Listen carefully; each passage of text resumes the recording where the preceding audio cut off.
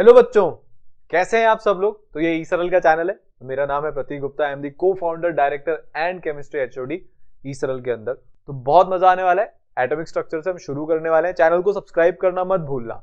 अगर आपने सब्सक्राइब नहीं किया और आपको बाद में पता चला ना कि यार ये वाला रिविजन आके निकल गया और आप अगर रिविजन में पीछे हो गए तो आपका नुकसान होने वाला है। तो अभी के अभी सब्सक्राइब कर लो, वीडियो को लाइक कर दो और हम शुरू करते हैं। एटॉमिक स्ट्रक्चर से शुरू करेंगे। एटॉमिक स्ट्रक्चर को हम मोस्टली 3 पार्ट में कवर करने वाले हैं।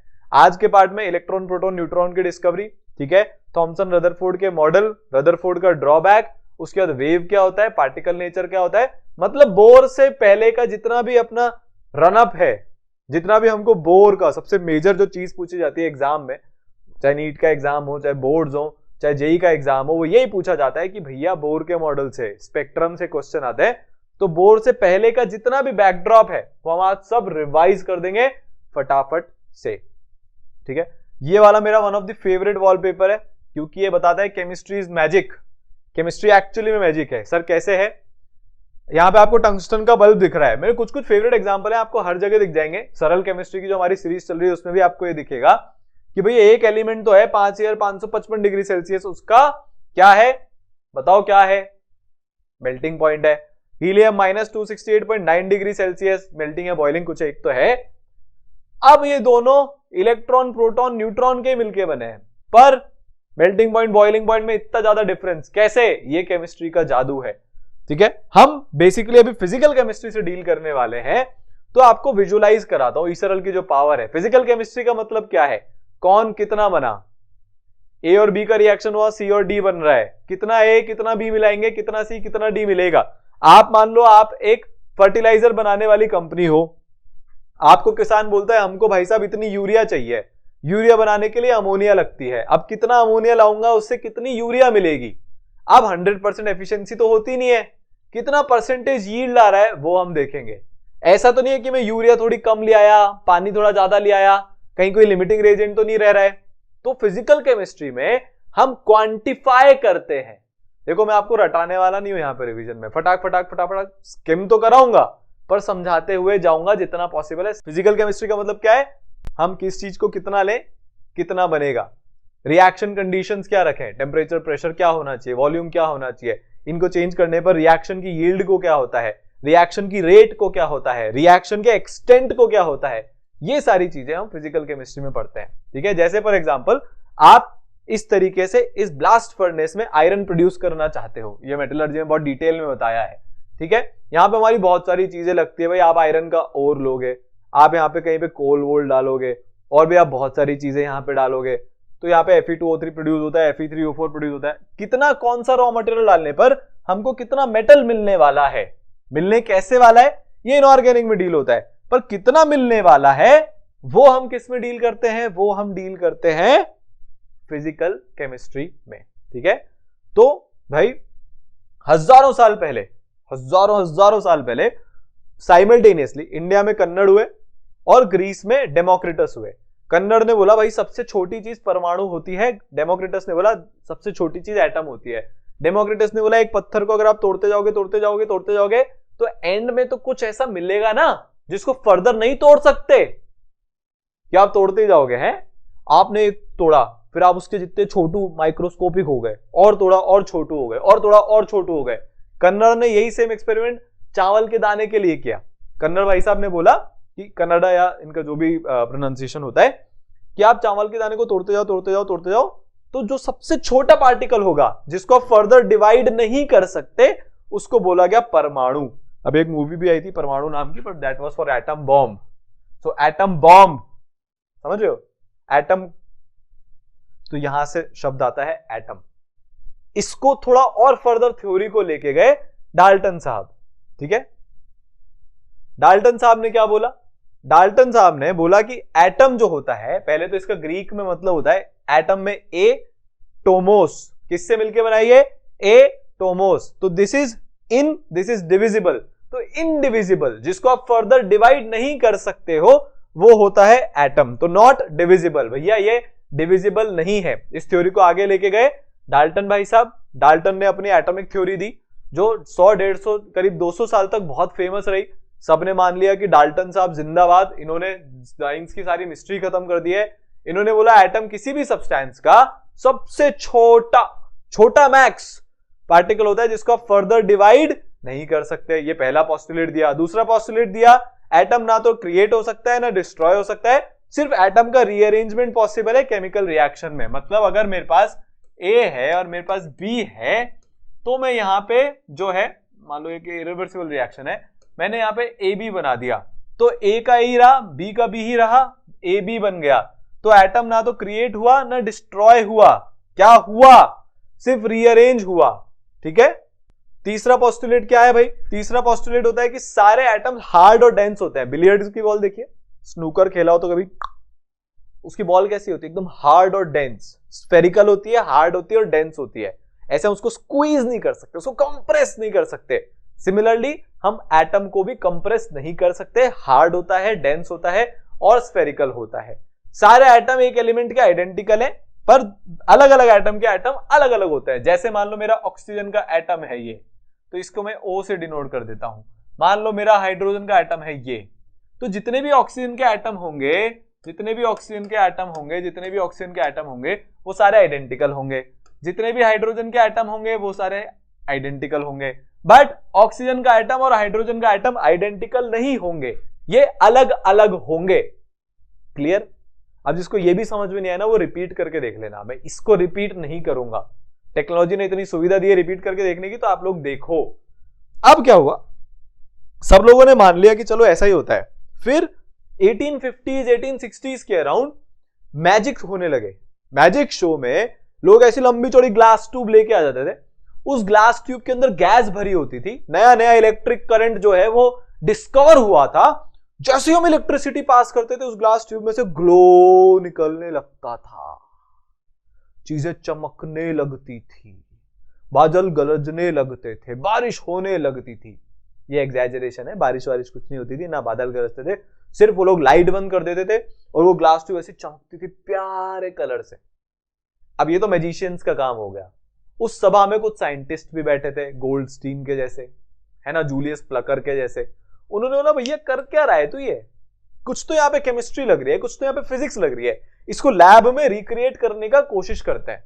जूलियस प्लकर साहब ने बहुत काम किया, गोल्डस्टीन साहब ने बहुत काम किया, एक स्टेबल ग्लास ट्यूब बनाई जिससे हमारा ग्लास रे एक्सपेरिमेंट हो सका, ग्लास ट्यूब एक्सपेरिमेंट हो सका। इस आइडिया को फर्दर लेके गए जे थॉमसन। जे थॉमसन बहुत ही एपिक एक्स्ट्राऑर्डिनरी साइंटिस्ट थे, उसके साथ साथ वो उससे भी प्यारे मेंटर थे। उनके यार कम से कम 6 या 7 जो उनके मेंटीज थे ना, जो उनके साथ उनके लैब में काम करते थे असिस्टेंट की तरह से, 6 या 7 लोगों ने नोबेल प्राइज जीता, जिनमें से उनका एक खुद का बेटा भी है। ठीक है, तो सल्यूट है थॉमसन साहब को। थॉमसन साहब ने सबसे पहली बड़ी डिस्कवरी करके डिस्प्रूव कर दिया कि भैया एटम इंडिविजिबल नहीं होता। क्या बोला मैं, गलत बोल रहा हूं ना? गलत ही बोल रहा हूं, आपने गलत सुना। एटम डिविजिबल होता है, ये सही है। थॉमसन साहब ने बोला भैया एटम डिविजिबल होता है, एटम को आप तोड़ सकते हो, उसके अंदर से छोटे से नन्हे से मुन्ने से नेगेटिवली चार्ज पार्टिकल्स बाहर निकल के आते हैं जब हम कैथोड रे ट्यूब एक्सपेरिमेंट करते हैं। क्या बोला थॉमसन साहब ने? डाल्टन को गलत प्रूव कर दिया। Atom is divisible. आप एटम के अंदर जैसी करंट फ्लो करवाओगे, प्रॉपर एक्सपेरिमेंटल सेटअप करोगे, उसमें से एक स्ट्रीम ऑफ रेज निकलेगी which contains negatively charge particles. उन्होंने ऐसा किया कैसे? एक एक्सपेरिमेंट रन करके किया जिसको हम कैथोड रे ट्यूब एक्सपेरिमेंट नाम की से जानते हैं, जो पहले ज्यादातर टीवी वगैरह में होता था। जैसे आप यहां पे करंट ऑन करोगे, ये किया, एक रे निकलेगी, यहां पे ये पॉजिटिव चार्ज की प्लेट है, वो रे पॉजिटिव चार्ज की तरफ मुड़ गई, दिख रहा है। अब अगर कोई रे पॉजिटिव चार्ज की तरफ मुड़ रही है तो वो खुद कैसी होगी? Negative charge. सर आपको कैसे पता? क्योंकि बेटा मैं पढ़ा लिखा हूं ना। अरे तो बहुत सिंपल है, positive and negative attract each other. क्या बोल रहा हूं? Positive and negative attract each other. अब अगर पॉजिटिव और नेगेटिव एक दूसरे को अट्रैक्ट करते हैं और ये पॉजिटिव की तरफ मुड़ रहा है, तो यहां पे इस रे के अंदर कौन से पार्टिकल्स हैं? नेगेटिवली चार्ज पार्टिकल्स हैं। चलो सर ये तो समझ में आ गया कि नेगेटिवली चार्ज पार्टिकल्स हैं, पर इससे ये कैसे प्रूव हुआ कि ये एटम ना होके सब एटॉमिक पार्टिकल हैं? बताता हूं, काफी सिंपल है। ये ऑब्जर्वेशन थी कि ये स्ट्रेट लाइन में ट्रैवल करते हैं। अगर आपने इलेक्ट्रिक और मैग्नेटिक फील्ड नहीं लगा रखी तो इलेक्ट्रिक एंड मैग्नेटिक फील्ड लगाते ही ये कैथोड रेज जो है वो डिफ्लेक्ट हो जाती है। कैसे डिफ्लेक्ट होती है? नेगेटिवली चार्ज पार्टिकल की तरह डिफ्लेक्ट होती है कि पॉजिटिव की तरफ से मुड़ रही है। और डिफ्लेक्शन किस पे डिपेंड करता है? इलेक्ट्रिक फील्ड या फिर मैग्नेटिक फील्ड की स्ट्रेंथ पर। आपने ज्यादा पॉजिटिव चार्ज वहां पे भर दिया तो ज्यादा डिफ्लेक्शन होगा क्योंकि फोर्स ज्यादा लगता है। इलेक्ट्रिक फोर्स किसके बराबर होता है? K Q1 Q2 by R square. ये नवी कक्षा में पढ़ के आए, मेरे से मत बोलना कि पढ़ा नहीं है हमने सर। तो अगर आप Q1 मान लो पॉजिटिव चार्ज है, इसका आप मैग्नीट्यूड बढ़ा दोगे तो फोर्स बढ़ जाएगा, फोर्स बढ़ा दोगे तो डिफ्लेक्शन बढ़ जाएगा। कोई रॉकेट साइंस नहीं है, सिंपल सी चीज है, दिमाग में आराम से आपके घुस जाएगी। ये उन्होंने 4 ऑब्जर्वेशन देखी यहाँ पे। चलो बहुत बढ़िया। अब मेन जो यहाँ पे सुनने वाली समझने वाली बात है वो ये है, जब अपन ने इसका चार्ज बाय मास रेशियो निकाला। क्या निकाला? Charge by mass ratio. अच्छा, ये भी कुछ बच्चों को कंफ्यूजन रहता है कि भाई आपको कैसे पता चला कि ये जो रेज निकल रही हैं ये वेव हैं कि पार्टिकल हैं। उस टाइम पे दुनिया में बहुत बड़ी बहस चल रही थी, कौन वेव होता है कौन पार्टिकल होता है। थॉमसन साहब ने पूछा सबसे कि भाई ये बताओ वेव है आपकी ये कैथोड रेज या फिर ये पार्टिकल की एक स्ट्रीम है, पार्टिकल की एक रेज है। उन्होंने क्या किया, एक है ना मेटल की ऐसे प्लेट लगा दी, ठीक है, कैथोड रे के बीच में। कैथोड रे ने जैसे हिट किया, मान लो ये मेरी प्लेट है, मेरे को कोई चीज यहां पे मेरे कोने में हिट करती है, मेरे कोने में हिट करती है तो मैं ऐसे घूमने लग जाऊंगा। अगर मैं एक बॉल से एक प्लेट को मार रहा हूं, सेंटर में नहीं मार के उसके कोने में मार रहा हूं, तो वो ऐसे प्लेट रोटेट करने लग जाएगी ना। तो ये प्लेट भी रोटेट करने लग गई। जब हम इस पे लाइट मारते हैं, मेरे हाथ पे भी लाइट आ रही है, रोटेट तो नहीं कर रहा। आप बॉल मारोगे तो रोटेट करेगा। तो पार्टिकल के कारण प्लेट रोटेट हो जाती है, लाइट के कारण प्लेट रोटेट नहीं होती। और तब सबको लगता था लाइट वेव है। बड़ा भारी स्टेटमेंट बोल रहा हूं, प्लेट रोटेट कर गई मतलब वेव नहीं हो आप पार्टिकल हो। तो ये पता चला। चार्ज बाय मास रेशियो नापा थॉमसन साहब ने। वो कैसे नापा? यार आपकी रे रिफ्लेक्ट हुई थी, ठीक है, रे में अपना क्या लग रहा है, यहां पे आपका इलेक्ट्रिक फील्ड और मैग्नेटिक फील्ड। हमारे यहां पे पॉजिटिव चार्ज था, हमने रे डिफ्लेक्ट करा दी। मान लो मैं यहां पे एक मैग्नेट भी लगा देता हूं जो इस रे को ऊपर भेजेगी, तो पॉजिटिव चार्ज नीचे खींच रहा है, मैग्नेटिक फील्ड ऊपर खींच रही है। और अगर दोनों फोर्स बराबर हो गए तो ये रे यहां से सीधी निकल जाएगी। यार एक चीज ऊपर एक चीज नीचे, मान लो ये मेरे दोनों हाथ है, दोनों ऊपर और नीचे बराबर बराबर फोर्स लगा रहे हैं, तो मेरा हाथ कहीं नहीं जाएगा ना, क्योंकि फोर्सेस बैलेंस हो गए। जितना फोर्स नीचे लग रहा है उतना ही फोर्स ऊपर लग रहा है। तो जब हम इन दोनों फोर्स का फॉर्मूला लिखते हैं, इलेक्ट्रिक फील्ड का तो K1 Q2 by R square होता है, सिमिलरली मैग्नेटिक फील्ड का भी होता है। तो इलेक्ट्रिक फील्ड की स्ट्रेंथ पता है, मैग्नेटिक फील्ड की स्ट्रेंथ पता है, क्या नहीं पता? Charge by mass. अब मैं इतनी देर से चार्ज बाय मास का रोना रो रहा हूं, कब से सर फोड़ रहा हूं अपना, charge by mass charge by mass. जैसे हम इलेक्ट्रॉन का चार्ज बाय मास निकालते हैं, सबसे छोटा एलिमेंट कौन सा आता है आप लोग बताना, जोर से बोलो, आसपास वालों को पता तो चले पढ़ रहा है, नहीं तो सब सोचेंगे यूट्यूब पे पता नहीं कौन से वीडियो देख रहा है। ऐसे बोलते रहा करो, कॉन्फिडेंस जनरेट होता है मम्मी पापा का। ये हैक है, याद रखना, ठीक है। चार्ज बाय मास इसका अपन ने निकाला। सबसे छोटा एलिमेंट आपने मेरे को बताया अभी कि हाइड्रोजन होता है, बिल्कुल। उसका जो आयन होता है वो H+ होता है, बिल्कुल होता है, ये सबको उस टाइम पे पता था। जब हम H+ का चार्ज बाय मास निकालते हैं तो वो इलेक्ट्रॉन के चार्ज बाय मास से बहुत कम आता है। क्यों? क्योंकि इलेक्ट्रॉन का जो चार्ज होता है और जो H+ का चार्ज होता है वो मैग्नीट्यूड में बराबर है, पर इलेक्ट्रॉन का जो मास होता है, mass of electron is very very very less then mass of H+। तो डिनोमिनेटर में छोटी क्वांटिटी, इतना सा फ्रैक्शन तो आता है, मेरे से बोलोगे तो नहीं समझ में नहीं आया सर। डिनोमिनेटर में हमने छोटी क्वांटिटी रखी है क्योंकि इलेक्ट्रॉन का मास कम है। हाइड्रोजन का चार्ज और इलेक्ट्रॉन का चार्ज एकदम बराबर, हाइड्रोजन का मास इलेक्ट्रॉन के मास से बहुत ज्यादा। तो डिनोमिनेटर में अगर मैं बड़ा चीज रखूंगा, डिनोमिनेटर में बड़ी चीज रखूंगा तो ओवरऑल क्वांटिटी क्या आएगी? छोटी आएगी। तो जो अपने इलेक्ट्रॉन का चार्ज बाय मास आया, क्या चार्ज बाय मास आया, वो H+ के चार्ज बाय मास से बहुत ही ज्यादा आ गया। तो लोगों को लगा यार H तो सबसे छोटा होता है, अब उससे भी हल्का कौन आ गया? आप सोच रहे हो, डिलेमा सोच रहे हो। सारी दुनिया मान के बैठी थी एटम इंडिविजिबल है।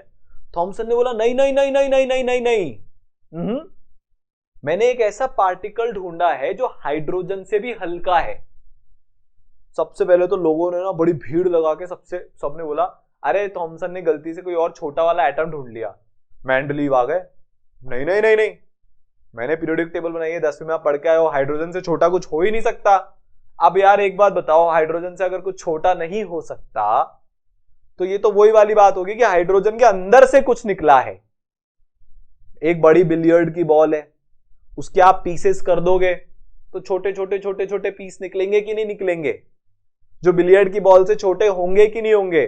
जो बिलियर्ड के अंदर से निकले कि नहीं बिलियर्ड की बॉल को तोड़ के? सिमिलरली थॉमसन ने ऐसा बोला कि हाइड्रोजन के एटम के अंदर से कुछ आया है, या आपने जो भी मेटल की जो भी प्लेट ले रखी थी, फॉर एग्जांपल आयरन की प्लेट ले रखी थी आपने, जिसको आपने कैथोड बना रखा था, ये सब अब बहुत डेप्थ में तो हम नहीं जाएंगे, रिवीजन वीडियो है। आपने जो भी ले रखा था, जो भी एटम, उसके अंदर से कुछ निकल के आया है, क्योंकि ये तो दुनिया के सबसे छोटे और सबसे हल्के एलिमेंट से भी हल्का है। तो यहां से पता चला कि भैया हमने एक सब एटॉमिक पार्टिकल की भी डिस्कवरी कर ली है। क्या पता चला? कि हमने एक छोटे एकदम नन्हे मुन्ने पार्टिकल, जो कि एक सब एटॉमिक पार्टिकल है, जिसको हम इलेक्ट्रॉन का नाम देने वाले हैं, उसकी भी हमने डिस्कवरी कर ली है। ठीक है, आगे चले। अब चार्ज बाय मास हमें पता है। अब अगली मारामारी शुरू हो गई, भैया मास तो हमको ठीक है, आप तो हमको इंडिविजुअली बताओ, चार्ज बाय मास क्या बता रहे हो? इलेक्ट्रॉन का चार्ज क्या होता है ये हमको कौन बताएगा? इलेक्ट्रॉन का मास क्या होता है ये हमको कौन बताएगा? बड़ी दुविधा क्रिएट हो गई। थॉमसन ने तो हाथ खड़े कर दिए, मैं तो नहीं निकाल सकता, सॉरी मेरे को तो आइडिया नहीं आ रहा। फिर एक और साइंटिस्ट है जिनका नाम था मुलिकन साहब, मतलब मुलिकन नहीं, मुलिकन तो दूसरे साइंटिस्ट थे, मिलिकन साहब है। ठीक है, रॉबर्ट मिलिकन ने बोला बापूजी मैं निकालेगा चार्ज। इन्होंने इतना तगड़ा एक्सपेरिमेंट किया, 18 साल तक करीब करीब ये इलेक्ट्रॉन का चार्ज निकालने के पीछे भागते रहे। और आप जैसे इतने सारे बच्चे हैं वो ये चाहते हैं 2 महीने में कोर्स खत्म हो जाए। इलेक्ट्रॉन का चार्ज निकालने जैसी छोटी सी चीज में बेचारे भाई साहब को 18 साल लग गए। आपकी जगह होते तो दूसरे साल में रो धो के पीछे हट जाते कि मेरे से तो नहीं हो सकता। आपको क्या करना है? मेहनत करते जानिए, करते जानिए, करते जानिए, करते जानिए, तब जाके काम होता है। तो रुकना मत, पढ़ते जाना। यह हम मिलिकन से सीख सकते हैं। इन्होंने एक एक्सपेरिमेंट किया जिसका एक्सपेरिमेंटल सेटअप ऐसा है। एक एटमाइजर में ऑयल भरा, ऑयल के छोटे छोटे पार्टिकल्स किए, यहाँ पे टेलीस्कोप फिट कराया, एक छेद किया जिसमें से ऑयल के छोटे छोटे ड्रॉपलेट्स निकल के जाते हैं। चलो यहां तक समझ में आ गया। यहाँ पे इलेक्ट्रॉन बीच में कैसा है? इन्होंने यहां से एक्सरेज मारनी शुरू करी। वो एक्सरेज इन ऑयल के पार्टिकल को जाके हिट करती थी। जैसे हिट करती थी, ऑयल के पार्टिकल को नेगेटिव चार्ज दे देती थी, किसी को -1 का, किसी को -2 का, किसी को -3 का, किसी को -4 का।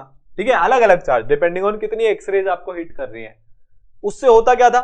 ये पार्टिकल यहां से जा रहा है, नेगेटिवली चार्ज है, इस पे ग्रेविटी लग रही है, हम इस प्लेट को पॉजिटिवली चार्ज कर देते थे। तो नीचे तो क्या लग रही है? ग्रेविटी। यहां पे अगर पॉजिटिव चार्ज है और ये मान लो ये मेरा ऑयल का पार्टिकल यहां पे आ गया, तो इसको ऊपर की तरफ कौन खींचेगा? ऊपर की तरफ इसको खोलेगा, कैपिटल ई से लिख रहा हूं, electrostatic force of attraction. Positive charge negative charge को ऊपर खींचेगा। मिलिकन ने दिमाग लगाया, इतना फोर्स कर देते हैं कि इलेक्ट्रोस्टैटिक फोर्स ऑफ अट्रैक्शन और ग्रेविटी का फोर्स बराबर हो जाए। क्या बोला उन्होंने? इलेक्ट्रोस्टैटिक फोर्स ऑफ अट्रैक्शन और ग्रेविटी का फोर्स बराबर हो जाए। कैच यहां पे क्या है? ग्रेविटी का फोर्स कितना होता है? m/g। इतनी सी फिजिक्स तो आपको आती है। यहां पे हम इंडिविजुअल ऑयल ड्रॉपलेट का मास नाप सकते हैं। तो यहां पे हमारा जो m है ना, वो नोन है। देखो k q1 q2 bye r square, तुम हट जाओ, हटो हटो हटो, जल्दी हटो, टाइम नहीं है, इज इक्वल टू mg। ये m किसका मास है? ऑयल ड्रॉपलेट का मास है। q1 क्या है? पॉजिटिव चार्ज, हमको पता है। k कांस्टेंट हमको पता है। r हमको पता है। q2 नेगेटिव चार्ज है जो हमको नहीं पता है। मास पता है, ग्रेविटी पता है। तो क्या निकल जाएगा? हर ड्रॉपलेट पे कितना चार्ज है वो निकल जाएगा। इतना एलिगेंट उन्होंने एक एक्सपेरिमेंट सेटअप किया। सोच के देखो, जब आप किसी को पूरे दिल से चाहते हो ना, पूरी शिद्दत से चाहते हो ना, तो पूरी कायनात आपको उससे मिलाने में लग जाती है। ओम शांति ओम का धांसू डायलॉग है। अब शाहरुख खान साहब जितनी स्टाइल में तो नहीं बोल सकता, बट बोल तो दिया है। तो उन्होंने बोला भैया इन दोनों फोर्स को आप इक्वेट कर दो, काम हो जाएगा। अब कुछ बच्चे क्या है, बहुत समझदार होते हैं, उन्होंने इधर उधर से बहुत सारी चीजें पढ़ी होती है। उनके मन में चल रहा होगा यार सर गलत पढ़ा रहे हैं, क्योंकि यहाँ पे तो एक विस्कस फोर्स भी लगता है। भैया फिर एक्चुअल एक्सपेरिमेंट में तो बहुत कुछ होता है। हमको यहाँ पे एक बेसिक आइडिया लेना है कि उस महान आदमी ने एकदम दिमाग कैसे लगाया शानदार वाला। तो एकदम बेसिक आइडिया लेके सोच रहे हैं। एक्चुअल एक्सपेरिमेंट में विस्कस फोर्स भी लगता है, पर वो हमारे लिए यहाँ पे काम का नहीं है, तो ज्यादा एक्स्ट्रा दिमाग भी नहीं लगाना चाहिए, कई बार काफी हिट बैक करता है। ठीक है, तो उन्होंने एक्सपेरिमेंट रन किया, electric force Q1Q2/r², gravitational force mg, m पता है, ये k छोटा होगा, यहां पे भी k छोटा होगा, माफी चाहता हूं। ठीक है, टेलीस्कोप के अंदर उन्होंने देखा, यहां पे जैसे उन्होंने पॉजिटिव चार्ज लगाया, इसको नेगेटिवली चार्ज किया, अभी तो उन्होंने नहीं किया, अब उन्होंने यहाँ पे वोल्टेज बढ़ाया, तो यहाँ पे पॉजिटिव चार्ज आ गया, तो अभी ऑयल पार्टिकल धीरे धीरे फॉल करना शुरू करेगा, और यहाँ पे फोर्स बराबर हो गया, क्योंकि हमने यहाँ पे वोल्टेज बढ़ा दिया है, तो ऊपर वाला फोर्स और नीचे वाला फोर्स बराबर हो चुका था। आप और ज्यादा वोल्टेज बढ़ा दोगे, ऊपर भाग जाएगा। हमारे काम की कौन सी चीज थी, जब ये पार्टिकल यहाँ पे रुक गया था, तो Q1Q2/r² is equal to mg, उससे हम Q1 की वैल्यू निकाल लेंगे, इलेक्ट्रॉन के चार्ज की वैल्यू आ जाएगी, एंड हैप्पी एंडिंग। बिल्किन साहब गॉड मैक्स प्रूव हो गए, उनका काम हो गया, उनकी मेहनत रंग लाई, और हमारा चार्ज इलेक्ट्रॉन पे क्या आया, ये -19 नीचे आ गया है, बहुत घुमक्कड़ है, आप ऊपर जाओ, 10 - 19 मत समझ लेना, 10 की पावर -19 है, तो 1.602 इंटू 10 की पावर -19 कूलम, ये इलेक्ट्रॉन के चार्ज की वैल्यू होती है, जो आपको याद रखनी है, ये पेपर में नहीं दी जाएगी, सिंपल है। ठीक है, चार्ज और इलेक्ट्रॉन समझ में आया, 1.602 इंटू 10 की पावर -19। चलो, चार्ज बाय मास पता था, चार्ज निकलते ही चार्ज की वैल्यू चार्ज बाय मास में पुट करेंगे, मास आ जाएगा। अब सबने बोला कि भैया नेगेटिव चार्ज होता है तो पॉजिटिव का है, एटम न्यूट्रल होता है, आप चार्ज तो नहीं हो, मैं आपको ऐसे टच करता हूं तो मेरे को शॉक थोड़ी ना लगता है। अगर मान लो हम दोनों चार्ज होते हैं, आप भी नेगेटिव चार्ज मैं भी नेगेटिव चार्ज, तो भारी रिपल्शन लगता, तो ना तो आप होते ना मैं होता। ठीक है, एटम तो न्यूट्रल होता है। अब अगर एटम न्यूट्रल है तो नेगेटिव चार्ज है तो पॉजिटिव चार्ज भी होगा। उस सबसे छोटे पॉजिटिव चार्ज को हम प्रोटॉन बोलते हैं। क्या बोलते हैं? हम प्रोटॉन बोलते हैं। क्या बोलते हैं? प्रोटॉन बोलते हैं। वापिस आओ, कहां चले जाते हो? सबसे छोटे पॉजिटिव चार्ज को हम प्रोटॉन बोलते हैं। एक्सपेरिमेंटल सेटअप एकदम सिमिलर है, उसमें हम कैथोड से रे निकालते हैं। कैथोड मतलब नेगेटिवली चार्ज प्लेट, जो कैथोड रे ट्यूब एक्सपेरिमेंट किया था, इसको कैनाल रे ट्यूब एक्सपेरिमेंट बोला जाता है। इसमें हम एनोड से रे निकालते हैं, पॉजिटिवली चार्ज प्लेट पे से नेगेटिवली चार्ज प्लेट पे भेजते हैं, तो यहां पे पॉजिटिव रेज निकलती हैं, और उससे हमको यह पता चलता है कि सबसे छोटा जो पार्टिकल था, कौन सा वाला? पॉजिटिव वाला, उसको क्या बोलते हैं? Proton. P for positive and P for Prateek. मेरा नाम इतना फेमस है, ठीक है, तो उसको क्या बोलते हैं? प्रोटॉन बोलते हैं। चलो बहुत बढ़िया। तो इलेक्ट्रॉन नेगेटिवली चार्ज, उसका मास निकाला तो इतना आया, काफी छोटा मास है, आप खुद से देख सकते हो, मेरे बोलने पर मत जाना। 9.1 इंटू 10 की पावर -31 kg आपका होता है। 9.1 इंटू 10 kg, या उससे कम या उससे ज्यादा, डिपेंड करता है कि आप कितना खाते पीते हो। प्रोटॉन का मास इससे करीब 2000 गुना ज्यादा होता है। 1.672 इंटू 10 की पावर -27 kg निकल के आता है। इसका मास आप याद ना भी रखो तो चलेगा, जनरली दिया होता है, तो इतनी टेंशन मत लेना। अब ठीक है, नेगेटिव मिल गया, पॉजिटिव मिल गया। अब सबने थॉमसन साहब से पूछा, चलो ये बताओ एटम दिखता कैसे है? चैन थोड़ी ना आता है दुनिया को। आप एक अच्छा काम करोगे आ जाएंगे, दूसरा भी अच्छा काम करो, दूसरा अच्छा काम करोगे आ जाएंगे, तीसरा भी अच्छा काम करो, तीसरा करोगे चौथा करो। थॉमसन साहब ने बोला मैं बताता हूं। एक दिन क्रिसमस के टाइम पर वो पुडिंग खा रहे थे, क्रिसमस पुडिंग खा रहे थे। थॉमसन साहब है, अमीर है, कुछ भी कर सकते हैं। उनको आइडिया आया, यार मेरी पुडिंग में ना ये जो किशमिश है, अच्छा वैसे पुडिंग बहुत अंग्रेजी हो गया, मैं आपको थोड़ा हिंदी में समझाता हूँ। वाटरमेलन, मान लो मैं एक दिन तरबूज खा रहा था, ठीक है, तरबूज खा रहा हूं, बीज आ गया बीच में, उसको थूका, तब ये रियलाइज हुआ यार एटम भी तो ऐसा हो सकता है ना, कि जो तरबूज का लाल वाला पार्ट है वो तो पॉजिटिव चार्ज है, और जो हल्के हल्के हल्के हल्के छोटे छोटे छोटे छोटे बीज हैं ये इलेक्ट्रॉन है। होने में तो कुछ भी हो सकता है।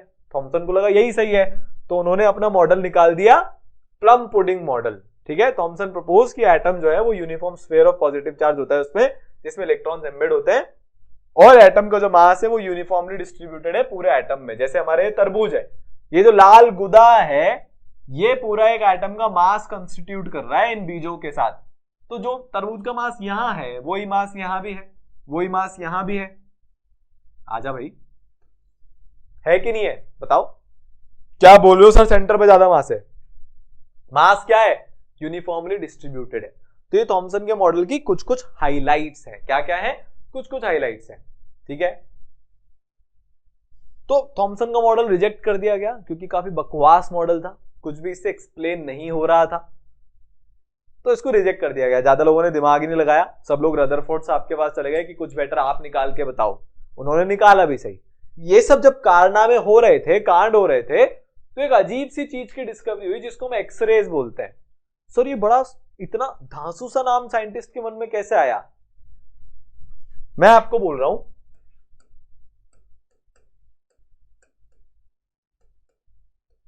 इस इक्वेशन को आप सॉल्व करो। इस इक्वेशन में वेरिएबल क्या है? x। हमको x की वैल्यू नहीं पता, तो मैथ्स में जिस चीज की हमको वैल्यू नहीं पता होता उसको हम क्या बोलते हैं?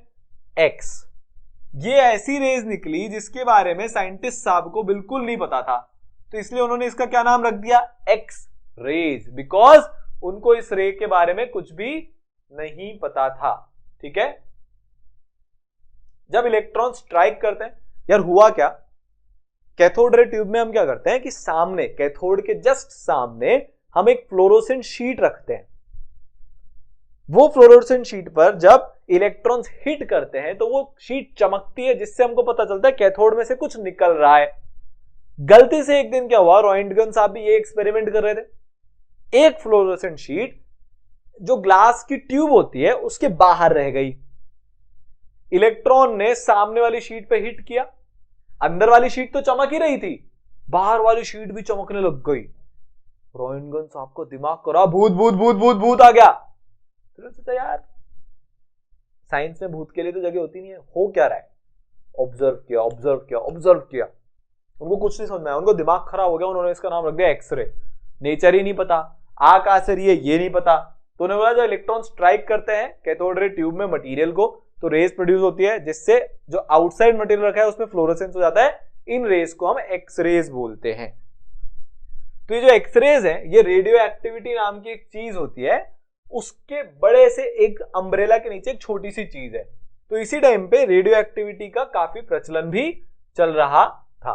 ठीक है, madam Curie, one of the greatest female scientists, in fact greatest scientists of all time, उन्होंने जितनी मेहनत करी, जितने जज्बे के साथ जमाने से लड़के, सल्यूट है। ठीक है, कुछ एलिमेंट्स ऐसे होते हैं जो एमिट करते हैं रेडिएशन खुद से, इस फिनोमिना को हम रेडियो एक्टिविटी बोलते हैं। हेनरी बेकेरेल और मैरी क्यूरी ने इसको दिया था। हमारे रदरफोर्ड साहब जो अभी अपनी एंट्री मारने वाले हैं, उन्होंने भी इस पे काफी काम किया। ठीक है, रेडियम एक ऐसा एलिमेंट है जो पड़ा पड़ा कुछ कुछ चीजें फेंकता रहता है बाहर, उसकी जिंदगी में उसको चैन ही नहीं है, बैठा हुआ है फेंकता जा रहा है फेंकता जा रहा है फेंकता जा रहा है। ऐसे एलिमेंट्स कहलाते हैं रेडियो एक्टिव एलिमेंट्स। 3 तरह के रेडिएशन होते हैं भाई, जो आप चीजें बाहर फेंक रहे हो उनको आप क्या बोलते हो? उनको आप बोलते हो रेडिएशंस। तो अल्फा, बीटा, गामा। अल्फा जो होता है पॉजिटिवली चार्ज पार्टिकल होता है, काफी कम पेनिट्रेटिंग होता है, मतलब अगर सामने दीवार है तो दीवार में ज्यादा नहीं घुसेगा, थोड़ा सा अंदर घुस के वहीं रुक जाएगा। बीटा नेगेटिवली चार्ज होता है, ज्यादा पेनिट्रेटिंग, दीवार के थोड़ा और अंदर घुसेगा। गामा न्यूट्रल होता है, कोई चार्ज नहीं होता है, सबसे ज्यादा पेनिट्रेटिंग, दीवार चीर के निकल जाएगा। पेनिट्रेशन, ये मेरे हाथ में अगर ये पेन घुस रहा है तो पेनिट्रेटिंग है, नहीं घुस रहा है तो कम पेनिट्रेटिंग है। क्लियर? आया समझ में? तो मैंने आपको यहां पे ये क्यों बताया, क्योंकि अभी हम अल्फा पार्टिकल्स का यूज करने वाले हैं। तो जब मैं अल्फा पार्टिकल बोलूं तो आपको अजीब नहीं लगना चाहिए है। ठीक है, आगे चलते हैं। तो देखो थॉमसन का मॉडल तो जो है वो रिजेक्ट हो चुका था भाई। थॉमसन के मॉडल में बहुत सारी कमियां थी, वो हमारे एक्चुअल एक्सपेरिमेंटल रिजल्ट्स जो थे एटम के ऊपर, उनके साथ अलाइन ही नहीं कर रहे थे। तो अब सब लोग ढूंढने लग गए कौन आएगा हमारा नया हीरो इस फील्ड का, जो एटम के बारे में हमको बताने वाला है। अब देखो, अगर हमको किसी भी चीज के बारे में जानना है ना कि वो अंदर से कैसे है, फॉर एग्जांपल एक बिलियर्ड की बॉल है या एक पेन है, इसको मेरे को देखना है अंदर से कैसा है, तो मैं इसको तोड़ूंगा। ठीक है, इसको किसी चीज से बम्बार्ड करूंगा कि ये टूट जाए, या अपने हाथ से तोड़ूंगा, तब मेरे को इसके अंदर के कंटेंट्स का पता चलेगा। ठीक है, सिमिलरली सबने यही सोचा भाई एटम के अंदर झांकने के लिए हमको एटम के अंदर घुसना पड़ेगा, पर एटम का जो साइज होता है वो 10⁻⁻10 मीटर के ऑर्डर का होता है। अब हम तो इतने छोटे हैं नहीं कि फिजिकली उसके अंदर घुस जाए, ये तो बड़ा है तो इसके अंदर तो मैं जा सकता हूं, पर एटम इतना छोटा है कि मैं उसके अंदर नहीं जा सकता। तो हमको उसके साइज का कुछ चाहिए जो एटम में जाके तोड़फोड़ मचा सके। ये चीज हमारे काम में आई, अल्फा पार्टिकल्स। रदरफोर्ड जो थे वो उस टाइम पे अल्फा पार्टिकल्स पे बहुत काम कर रहे थे, रेडियो एक्टिविटी के वो एकदम शहंशाह थे, ठीक है। तो उन्होंने सोचा चलो अब अल्फा पार्टिकल्स को यूज करते हैं और इससे एटम के अंदर झांकने की कोशिश करते हैं। तो उन्होंने उस टाइम का one of the most famous experiment run किया, जिसको हम गोल्ड फॉयल एक्सपेरिमेंट के नाम से जानते हैं, ठीक है। तो ये जो रदरफोर्ड है, ये अप्रेंटिस थे अपने थॉमसन साहब के ही, उनके साथ ही उनके अंडर में ही काम करते थे। इनको पहले लगता था यार थॉमसन ने बोला है तो मॉडल सही होगा। तो एक्चुअली जब इन्होंने शुरुआत किया तो इन्होंने तो थॉमसन के मॉडल को सही प्रूव करने के लिए शुरुआत करी।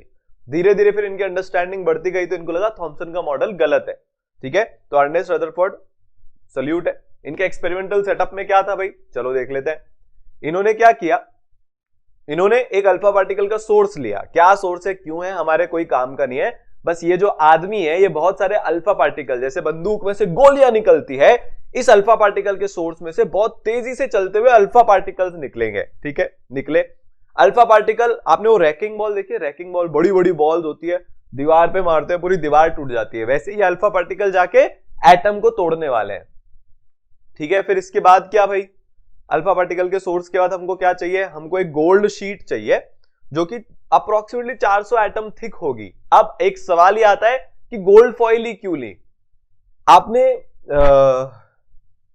अपने ऐसा होता है कि भगवान के ना ऐसे सोने का वर्क चढ़ाते हैं, बहुत पतली पतली सी सोने की शीट्स होती है, अगर आपने देखी हो तो चांदी की बहुत पतली पतली सी शीट्स होती हैं। तो ये जो मेटल्स होते हैं इनकी एक प्रॉपर्टी होती है मेलिएबिलिटी के नाम से, कि आप इनको बहुत पतली पतली शीट्स में ड्रॉ कर सकते हो, इनको आप चपटा कर सकते हो बहुत ज्यादा। गोल्ड की सबसे ज्यादा ये प्रॉपर्टी होती है, गोल्ड को हम जितना चपटा कर सकते हैं उतना हम किसी और मेटल को नहीं कर सकते। तो रदरफोर्ड को क्या चाहिए था भाई, जितना पतला होगा ना मेटल उसमें उतने ही कम एटम होंगे। मान लो बहुत भीड़ है, हम उस रास्ते पे से जा रहे हैं, कोई हमको इधर धक्का देगा, कोई उधर धक्का देगा, कोई ऐसा कोई वैसा, तो हम सीधे नहीं चल पाएंगे। अब मैं अल्फा पार्टिकल एटम की तरफ फेंक रहा हूं, बहुत सारे एटम मिल रहे हैं, किसी एटम ने इधर कर दिया, किसी एटम ने उधर, किसी एटम ने, तो मैं किसी भी एक एटम पे तो फोकस कर ही नहीं पाऊंगा। बहुत बड़ी लंबी चौड़ी भीड़ है, किसी एक आदमी पे फोकस कर सकते हैं क्या, नहीं कर सकते। हमको क्या चाहिए, पूरे लंबे चौड़े रास्ते में एक दो आदमी मिल जाए बस, ताकि मैं उसमें फॉलो कर सकूं। अबे यार नीले कपड़े, क्या बात है, हाय हाय हाय, ओहो हो हश पपीज के जूते, न्यूयॉर्क यांकीज की कैप, समझ रहे हो। जितने कम आदमी होंगे ना उतना ही ज्यादा हम उसके बारे में पता कर पाएंगे, भीड़ होगी कुछ नहीं पता कर पाएंगे। तो हमको क्या चाहिए था, एक ऐसी चीज चाहिए थी जो जितनी पतली हो, उसमें जितने कम एटम हो उतना बढ़िया, क्योंकि हमको अभी एटम के बारे में ही पता लगाना है। इसलिए उन्होंने सोने की वो ली। कुछ लोगों को लगता है रदरफोर्ड बहुत अमीर थे तो उन्होंने सोचा चलो सबसे महंगा एक्सपेरिमेंट रन करते हैं, यहां पे इंडिया में रोड थोड़ी ना बन रहा है, भ्रष्टाचार थोड़ी ना हो रहा है, समझ रहे हो।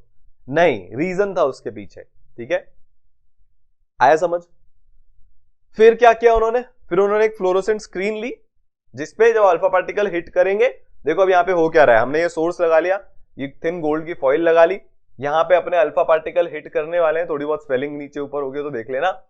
क्या होगा, इस फॉइल से जो अल्फा पार्टिकल हिट करेंगे, कोई इधर जाएगा, कोई उधर जाएगा, कोई इधर जाएगा, इधर जाएगा, जहां पे भी अल्फा पार्टिकल इस फ्लोरोसेंट स्क्रीन से टकराएंगे तो एक ग्लो होगा, बुप बुप बुप बुप, क्या होगा, एक ग्लो होगा, ठीक है। तो यहां पे एक ग्लो होने वाला है जब भी अल्फा पार्टिकल टकराएंगे, बस हमको यही देखना था। जैसे ही हम ये एक्सपेरिमेंट रन करते हैं तो होता क्या है, ज्यादातर पार्टिकल्स तो एकदम सीधे चल जाते हैं। क्या हो जाता है, ज्यादातर पार्टिकल्स एकदम सीधे जाते हैं, कुछ पार्टिकल यहां से इधर डिफ्लेक्ट होकर यहां जाएंगे, थोड़ा बहुत डिफ्लेक्ट होकर इधर उधर चल जाएंगे, ठीक है। कुछ पार्टिकल सीधे वापस आ जाएंगे, मतलब 180 डिग्री से डिफ्लेक्ट हो जाएंगे। 90 डिग्री से डिफ्लेक्शन से ज्यादा के बहुत ही कम पार्टिकल, 20,000 में से एक पार्टिकल हमको ऐसा मिलता है। अब देखो थोड़ा सा आपको बैकग्राउंड बताता हूं। थॉमसन के मॉडल के अकॉर्डिंग सारा मास यूनिफॉर्मली डिस्ट्रीब्यूटेड था कि नहीं था, सारा पॉजिटिव चार्ज भी यूनिफॉर्मली डिस्ट्रीब्यूटेड था। वो वाटरमेलन का जो गुदा था लाल वाला, सारा हर जगह बराबर बराबर है।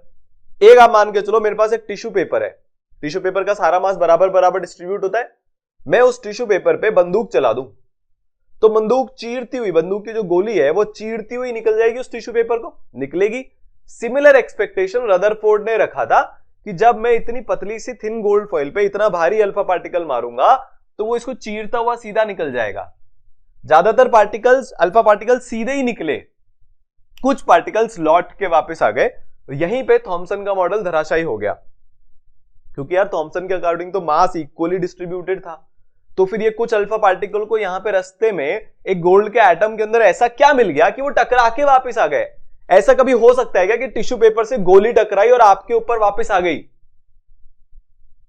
गोली डिफ्लेक्ट होके आपके ऊपर वापस आए, इसके लिए ये जरूरी है कि सामने जिससे गोली टकरा रही है वो बहुत ही मैसिव हो, बहुत ही बड़ा हो, बहुत ही सॉलिड हो, बहुत ही मतलब गोली से तो एटलीस्ट ज्यादा मैसिव होना चाहिए ना वो, तभी तो कोई चीज टकरा के वापस आती है। मैं टेनिस की बॉल दीवार पे मारता हूं तो टकरा के वापस आती है, मैं टेनिस की बॉल दूसरी टेनिस की बॉल पे मारता हूं तो वो वाली टेनिस की बॉल भी आगे भाग जाती है, और वही टेनिस की बॉल को मैं प्लास्टिक की बॉल पे मारूंगा तो वो और कम टकरा के वापस आएगी, और वही टेनिस की बॉल को मैं एक रुई पे मारूंगा तो रुई को चीरते हुए, कॉटन के जो छोटे छोटे वो होते हैं, चीरते हुए निकल जाएगी टेनिस की बॉल। तो टेनिस की बॉल टकरा के कब वापस आती है? जब उससे मैसिव कुछ होता है। यहां पे रदरफोर्ड का दिमाग खराब हो गया कि यार थॉमसन के अकॉर्डिंग तो मास इक्वली डिस्ट्रीब्यूटेड है पूरे एटम के अंदर, तो एटम के अंदर कोई एक ऐसी चीज तो है ही नहीं, और अगर टकरा के वापस भी आना था तो सबको वापस आना चाहिए था, सिर्फ कुछ पार्टिकल्स ही क्यों आ रहे हैं? कुछ पार्टिकल्स ही टकरा के आ रहे हैं, इसका मतलब तो यही हो गया कि एटम में एक जगह तो कोई बहुत ही मासिव चीज रखी हुई है, और पॉजिटिव चार्ज भी होना पड़ेगा उसमें। अल्फा पार्टिकल पॉजिटिवली चार्ज होते हैं जैसा मैंने बताया था, तो पॉजिटिव पॉजिटिव एक दूसरे को रिपेल करते हैं। तो जो पॉजिटिव चार्ज है वो एक्चुअली सारी जगह पे डिस्ट्रीब्यूटेड नहीं है, कोई तो एक ऐसा पार्ट है एटम का जहां पे सारा पॉजिटिव चार्ज, सारा मास पड़ा हुआ है, कि जब इस पॉजिटिव चार्ज और इस मास से टकरा के अल्फा पार्टिकल वापस आ रहे हैं। तो उन्होंने ये एक्सपेरिमेंट को रन किया इस तरीके से, तो ज्यादातर पार्टिकल सीधे निकल गए, कुछ पार्टिकल 90 डिग्री से ज्यादा डिफ्लेक्ट हो गए। तो उन्होंने अपने मॉडल एटम का ऐसा बनाया कि नेगेटिवली चार्ज इधर उधर होते हैं और बीच में एक सेंटर पार्ट होता है जिसको हम न्यूक्लियस बोलते हैं, जिससे टकराने के कारण अल्फा पार्टिकल 90 डिग्री से ज्यादा डिफ्लेक्ट हो जाता है। सारा मास और सारा चार्ज यहीं पे पड़ा हुआ है, ऑल मास ऑल चार्ज यहीं पे पड़ा हुआ है, किसका? एक एटम का। ये रदरफोर्ड ने एस्टैब्लिश किया। हम उसका माइक्रोस्कोपिक पिक्चर देखेंगे तो ऐसा है, देखो अल्फा पार्टिकल्स जा रहे हैं, ज्यादातर अल्फा पार्टिकल जो है वो सीधे चले जाएंगे, देखो सीधे जा रहे, कोई नहीं, कोई टकरा ही नहीं रहे, क्योंकि ज्यादातर जगह तो एम्प्टी है, इलेक्ट्रॉन तो बहुत कम मासिव होता है, उससे टकरा के तो अल्फा पार्टिकल वापस नहीं आना, वो उसको साइड में खिसका के निकल लेगा। कुछ अल्फा पार्टिकल, जैसे इसको अपन फॉलो करते हैं, इसको, ये वापस आ गया क्योंकि ये सीधा न्यूक्लियस से टकरा गया, वापस आ गया क्योंकि न्यूक्लियस से टकरा गया, ये थोड़ा सा डिफ्लेक्ट हुआ क्योंकि न्यूक्लियस के नीचे से टकराया। आ रहा है समझ में? ये ईसरल के विजुअलाइजेशन की पावर है, एक्चुअली में हमको चीजें दिख रही है, मैं आपको ये बोर्ड पे नहीं दिखा सकता कभी भी, यहां पे दिख रही है क्योंकि हम इंटेंट कर रहे हैं, पढ़ाई को आपके लिए इतना सिंपल बना देंगे, इतना इंजॉयबल बना देंगे, फील आ जाएगी, ये पक्का है। आली रे आली, एटॉमिक स्ट्रक्चर की बारी आली, ठीक है, आया समझ? तो उन्होंने क्या किया? कंक्लूजन ड्रॉ किए। क्या कंक्लूजन ड्रॉ किया अल्फा पार्टिकल स्कैटरिंग एक्सपेरिमेंट से या गोल्ड फॉइल एक्सपेरिमेंट से? ज्यादातर स्पेस एटम के अंदर एम्प्टी है क्योंकि ज्यादा पार्टिकल्स सीधे चले गए, भैया अब डिफ्लेक्ट ही नहीं हो रहा, मतलब रास्ते में मैं एकदम जा रहा हूं, ठीक है, रास्ते में भीड़ ही नहीं मिल रही तो सीधा सीधा जाता जाऊंगा, मतलब आसपास लोग ही नहीं है, मतलब एटम के अंदर कुछ है ही नहीं, क्योंकि ज्यादातर अल्फा पार्टिकल सीधे चले गए, तो most of the space in the atom is empty. चलो आगे बात समझ में। कुछ अल्फा पार्टिकल्स में माइनर डिफ्लेक्शन हुआ था और कुछ में मेजर डिफ्लेक्शन हुआ, मतलब कुछ ना कुछ तो ऑब्स्ट्रक्शन मिला ही होगा। अब मैं एकदम सीधा जाता जा रहा हूं, मेरे को किसी ने आके मोड़ दिया, तो कोई आया ना मेरा पाथ को ऑब्स्ट्रक्ट करने। अल्फा पार्टिकल तो गोली की तरह सीधा जा रहा था, ऐसे जाते जाते ऐसे मुड़ गया, मतलब उसको यहां पे कोई मिला है जिसने उसको डिफ्लेक्ट कर दिया। मतलब एटम के अंदर ऐसा कुछ है, ज्यादातर स्पेस तो खाली है पर पूरी स्पेस भी खाली नहीं है, कुछ ना कुछ तो वहां पे पड़ा हुआ है, तो कोई ना कोई ऑब्स्ट्रक्शन आया होगा। ये ऑब्स्ट्रक्शन एक तो बहुत ही छोटा होना चाहिए, 20,000 में से एक पार्टिकल को डिफ्लेक्ट किया, तो इतने बड़े फुटबॉल के मैदान में एक आदमी मिल गया, वैसी वाली ये बात हो गई। 20,000 कैपेसिटी का एक स्टेडियम है, मैं हर जगह जा रहा हूं, बाकी जगह तो कोई नहीं मिला, एक जगह एक आदमी मिला जिसने मेरे को वापस भेज दिया। तो ऑब्स्ट्रक्शन बहुत ही छोटा होना चाहिए क्योंकि सिर्फ कुछ अल्फा पार्टिकल ही डिफ्लेक्ट हुए थे, ठीक है। अल्फा पार्टिकल की खास बात क्या होती है कि ये बहुत मैसिव होते हैं, बहुत हैवी होते हैं, प्लस हमने इनको काफी वेलोसिटी से भेजा है, तो वो आराम से एटम को चीरता हुआ निकल सकता है अगर एटम के अंदर कुछ बहुत ही मैसिव और बहुत ही ज्यादा पॉजिटिव चार्ज लिए हुए नहीं हुआ तो, ठीक है। तो ये जो है ये पॉजिटिवली चार्ज भी होना चाहिए, क्योंकि अल्फा पार्टिकल डिफ्लेक्ट होके रिपेल होके वापस आया है, तो जो ऑब्स्ट्रक्शन है that should be positively charge, क्योंकि अल्फा पार्टिकल के पास भी पॉजिटिव चार्ज है, positive positive repel each other. तो हमको समझ में आ गया कि वो जो एटम का हिस्सा है जहां पे कि पॉजिटिव मतलब जहां से कि रिपल्शन हुआ है वो पॉजिटिवली चार्ज होगा और वो बहुत मैसिव भी होगा, तो बहुत भारी भी है, बड़ा भी है और पॉजिटिव भी है। ठीक है, रदरफोर्ड ने ये कंक्लूड किया। तो बहुत small fraction alpha particle 180 degree से डिफ्लेक्ट हुए थे, इसका मतलब सारा पॉजिटिव चार्ज और मास गोल्ड के एटम का इतने छोटे से वॉल्यूम में ही कॉन्सेंट्रेटेड था। ठीक है, एक एटम के अंदर। तो रदरफोर्ड ने इस बहुत छोटे से और डेंस और पॉजिटिवली चार्ज ऑब्स्ट्रक्शन को न्यूक्लियस का नाम दिया। न्यूक्लियस का मतलब होता है सेंटर। ठीक है, न्यूक्लियस का क्या मतलब होता है? सेंटर मतलब होता है न्यूक्लियस का। उन्होंने बोला भाई एटम के अंदर एक न्यूक्लियस होता है, देयरफॉर रदरफोर्ड प्रेडिक्टेड दैट सारे प्रोटॉन्स इस एटम के, कोई भी एक एटम के सारे प्रोटॉन्स पॉजिटिवली चार्ज होते हैं, याद है, वो एक छोटे से स्पेस में एटम के अंदर ऑक्यूपाई होता है जिसको हम न्यूक्लियस बोलते हैं। ठीक है, तो उन्होंने कुछ इस तरह से एटम की पिक्चर बनाई कि भाई इलेक्ट्रॉन जिनका नेग्लिजिबल मास है नेगेटिव चार्ज के साथ, वो एक्स्ट्रा न्यूक्लियर पोर्शन में होता है। ये अपना न्यूक्लियस हो गया, ये सारा पोर्शन क्या हो गया? एक्स्ट्रा न्यूक्लियर पोर्शन हो गया। तो एक्स्ट्रा न्यूक्लियर पोर्शन में कौन है? ये एक इलेक्ट्रॉन, ये दूसरा इलेक्ट्रॉन। ठीक है, और ये इलेक्ट्रॉन इसके अराउंड रिवॉल्व करते रहते हैं, जैसे मान लो ये सन है और ये अर्थ है, तो अर्थ सन के अराउंड रिवॉल्व करती है। सिमिलरली उन्होंने बोला कि भाई जैसा बड़ी बाहर की दुनिया में होता है एग्जैक्टली वैसा अंदर एटम की छोटी दुनिया में भी होता है। Nature is beautiful. तो उन्होंने अपना मॉडल एटम का प्लैनेटरी मॉडल पे बेस किया। किस पे बेस किया? प्लैनेटरी मॉडल पे। जैसे ये है,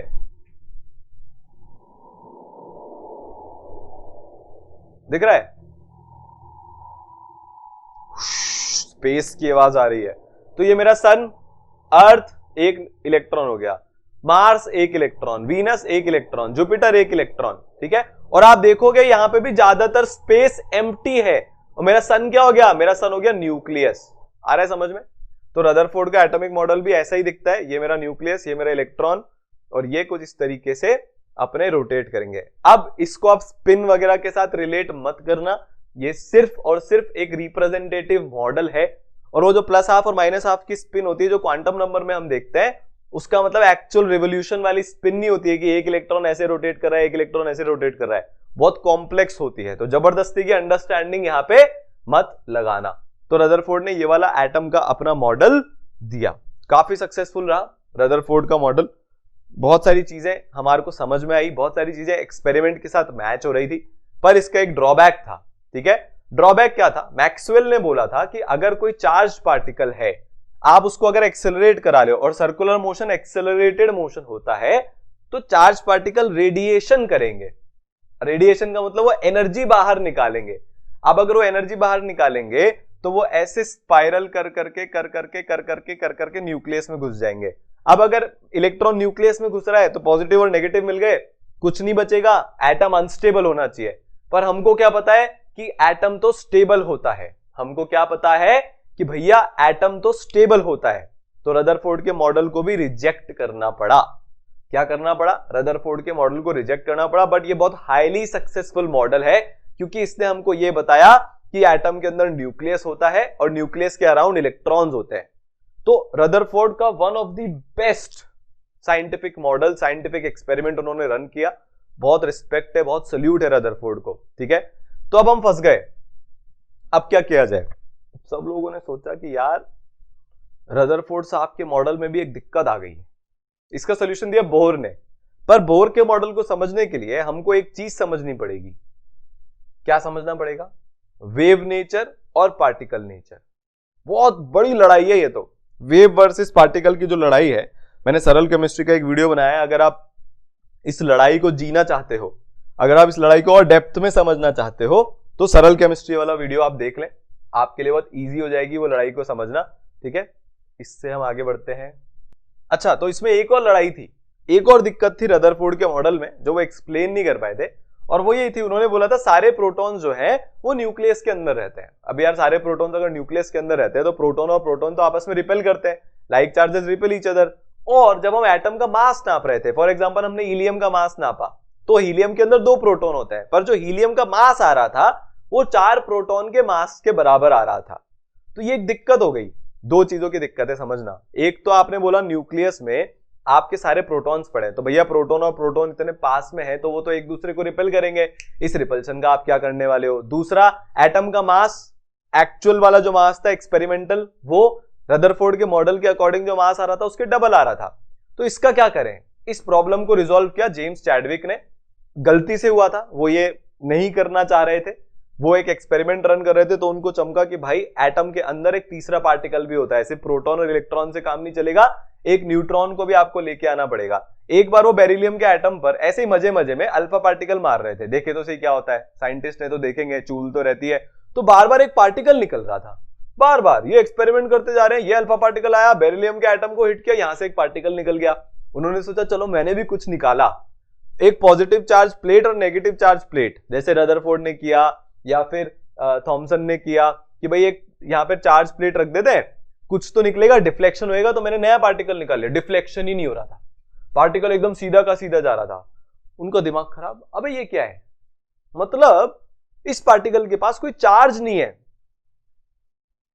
अच्छा, इससे मेरे को एक बात समझ में आई कि एटम के अंदर कुछ ऐसा भी है जो न्यूट्रल है। Problem solve. कैसे प्रॉब्लम सॉल्व बताता हूं। ये जो न्यूट्रॉन है ना, जब इसकी डिस्कवरी हुई तो एक और फोर्स की डिस्कवरी हुई जिसको हम न्यूक्लियर फोर्स बोलते हैं। प्रोटॉन और न्यूट्रॉन न्यूक्लियस के अंदर रहते हैं, ये चैडविक ने बता दिया। ठीक है, तो देखो दोनों प्रॉब्लम रिजॉल्व हो गई। क्या दो प्रॉब्लम क्या थी, पॉजिटिव पॉजिटिव रिपेल करेंगे, उसका क्या कर रहे हो। दूसरा, एटम का मास डबल आ रहा है, तो उन्होंने बोला भैया हीलियम के एटम में 2 प्रोटॉन है, वैसे ही 2 न्यूट्रॉन भी है। प्रोटॉन और न्यूट्रॉन का मास ऑलमोस्ट बराबर, तो 2 प्रोटॉन 2 न्यूट्रॉन, तो कितना मास हो गया, 4 प्रोटॉन के जितना मास हो गया, क्योंकि प्रोटॉन और न्यूट्रॉन का तो ऑलमोस्ट बराबर है, तो जो मास डबल आ रहा था वो प्रॉब्लम रिजॉल्व। न्यूट्रॉन का जैसे हमने न्यूक्लियस में एडिशन किया तो न्यूट्रॉन और प्रोटॉन, न्यूट्रॉन और न्यूट्रॉन, प्रोटॉन और प्रोटॉन के बीच में एक न्यूक्लियर फोर्स लगता है जो इलेक्ट्रोस्टैटिक फोर्स से बहुत ज्यादा पावरफुल होता है। क्या होता है वो, इलेक्ट्रोस्टैटिक फोर्स से बहुत ज्यादा पावरफुल होता है। तो इलेक्ट्रोस्टैटिक फोर्स के कारण क्या लग रहा है, रिपल्शन। न्यूक्लियर फोर्स के कारण क्या लग रहा है, अट्रैक्शन। और अट्रैक्शन रिपल्शन के ऊपर जीत जाता है। अट्रैक्शन अगर रिपल्शन के ऊपर जीत जाएगा तो न्यूक्लियस क्या हो जाएगा, स्टेबल हो जाएगा, तो रिपल्शन की प्रॉब्लम क्या हो गई, दूर हो गई। क्लियर, ठीक है। तो ये हीलियम है, हीलियम के एटम में 2 न्यूट्रॉन होते हैं, 2 प्रोटॉन होते हैं, चलो बहुत बढ़िया, और 2 इलेक्ट्रॉन होते हैं। तो पूरा एटम की कंप्लीट पिक्चर रदरफोर्ड और चैडविक की मिला के हमको कुछ ऐसी मिलती है। न्यूट्रॉन है, प्रोटॉन है, इलेक्ट्रॉन है, ये 3 सब एटॉमिक पार्टिकल्स होते हैं। चलो हमने सब एटॉमिक पार्टिकल्स के बारे में सब कुछ पढ़ लिया। ये एक समरी है, इसका आप स्क्रीनशॉट ले सकते हो, आपको कुछ याद करने की जरूरत नहीं है। इलेक्ट्रॉन का चार्ज प्रोटॉन का चार्ज बराबर होता है 1.6 × 10⁻⁻19 मास। अगर आप यहां याद नहीं भी करोगे तो भी आपका काम चल जाएगा। क्लियर है, आगे चले। तो मैं बोल रहा था वेव और पार्टिकल की दुनिया, ठीक है। ड्रॉबैक अपन ने रदरफोर्ड के मॉडल के पढ़ लिए। मैक्सवेल साहब के अकॉर्डिंग इलेक्ट्रॉन एनर्जी लूज करेगा, वो स्पाइरल डाउन होकर अनस्टेबल हो जाएगा, एटम की बैंड बच जाएगी। तो हमको अब वेव्स के बारे में पढ़ना पड़ेगा, मजबूरी है। बोर को समझना है तो वेव को पढ़ना पड़ेगा और पार्टिकल नेचर को भी पढ़ना पड़ेगा। बड़ी इंटरेस्टिंग सी कहानी है। न्यूटन ने बोला था, न्यूटन अपने सर आइजैक न्यूटन, वही वाले न्यूटन जिसके कारण आपका सिलेबस 10 गुना हो गया है। एक अकेले आदमी ने आपको उतना पढ़ने पे मजबूर किया है, किसी और ने नहीं किया, ठीक है। तो न्यूटन ने बोला था लाइट पार्टिकल है, मैक्सवेल ने बोला लाइट वेव है, हाइगन्स ने बोला लाइट वेव है, और भी यंग ने बोला लाइट वेव है। बड़ी लड़ाई चलती रही, लाइट पार्टिकल है कि वेव है, पार्टिकल है कि वेव है। इसके लिए पहले समझना पड़ेगा वेव क्या होता है और पार्टिकल क्या होता है। तो वेव क्या होती है भाई, तो वेव क्या बोलती है भाई, वेव थ्योरी ये बोलती है कि इस तरीके से कुछ एनर्जी ट्रांसमिट होती है from one place to another without requiring a medium. Wave की डेफिनेशन अगर हम देखें, बड़ी प्यारी सी डेफिनेशन होती है। वेव एक फिनोमिना है एनर्जी और मोमेंटम ट्रांसफर का, एक पार्ट ऑफ द स्पेस से अनदर पार्ट में without transfer of bulk of the medium. जैसे फॉर एग्जांपल मान लो ये मेरा एनर्जी है, पेन मेरी एक एनर्जी है, मेरे को इसको आप तक पहुंचाने के लिए एक्चुअली में पूरे पेन को पहुंचाना पड़ेगा।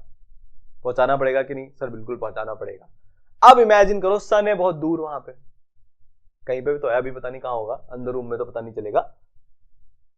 वहां से एनर्जी अर्थ पे आ रही है, ये तो पक्का है, वरना हम जिंदा ही नहीं होते। अब सन क्या कोई ऐसे उड़ते उड़ते उड़ते उड़ते किसी को भेज रहा है क्या, एनर्जी लेकर? नहीं भेज रहा। फिर भी एनर्जी हम तक पहुंच रही है, कैसे? वेव्स की फॉर्म में। तो वेव क्या होता है, एक एनर्जी और मोमेंटम ट्रांसफर का फिनोमेना होता है। इसको बहुत डिटेल में आप फिजिक्स में पढ़ोगे, यहां पे उतने डिटेल में समझ में ना भी आए चलेगा, कोई दिक्कत नहीं है, ठीक है। जहां से एक part of the space to another without transfer of bulk of the medium, मतलब बिना मास को या बिना मीडियम को ट्रांसफर किए हुए हम एनर्जी ट्रांसफर कर देते हैं वेव्स की फॉर्म में, ठीक है। तो वेव के कैरेक्टरिस्टिक्स क्या क्या होते हैं ये देख लेते हैं, इंपॉर्टेंट चीजें। वेवलेंथ, वेवलेंथ क्या होती है भाई, दो पीक के बीच का डिस्टेंस। वेवलेंथ मतलब एक वेव की लेंथ।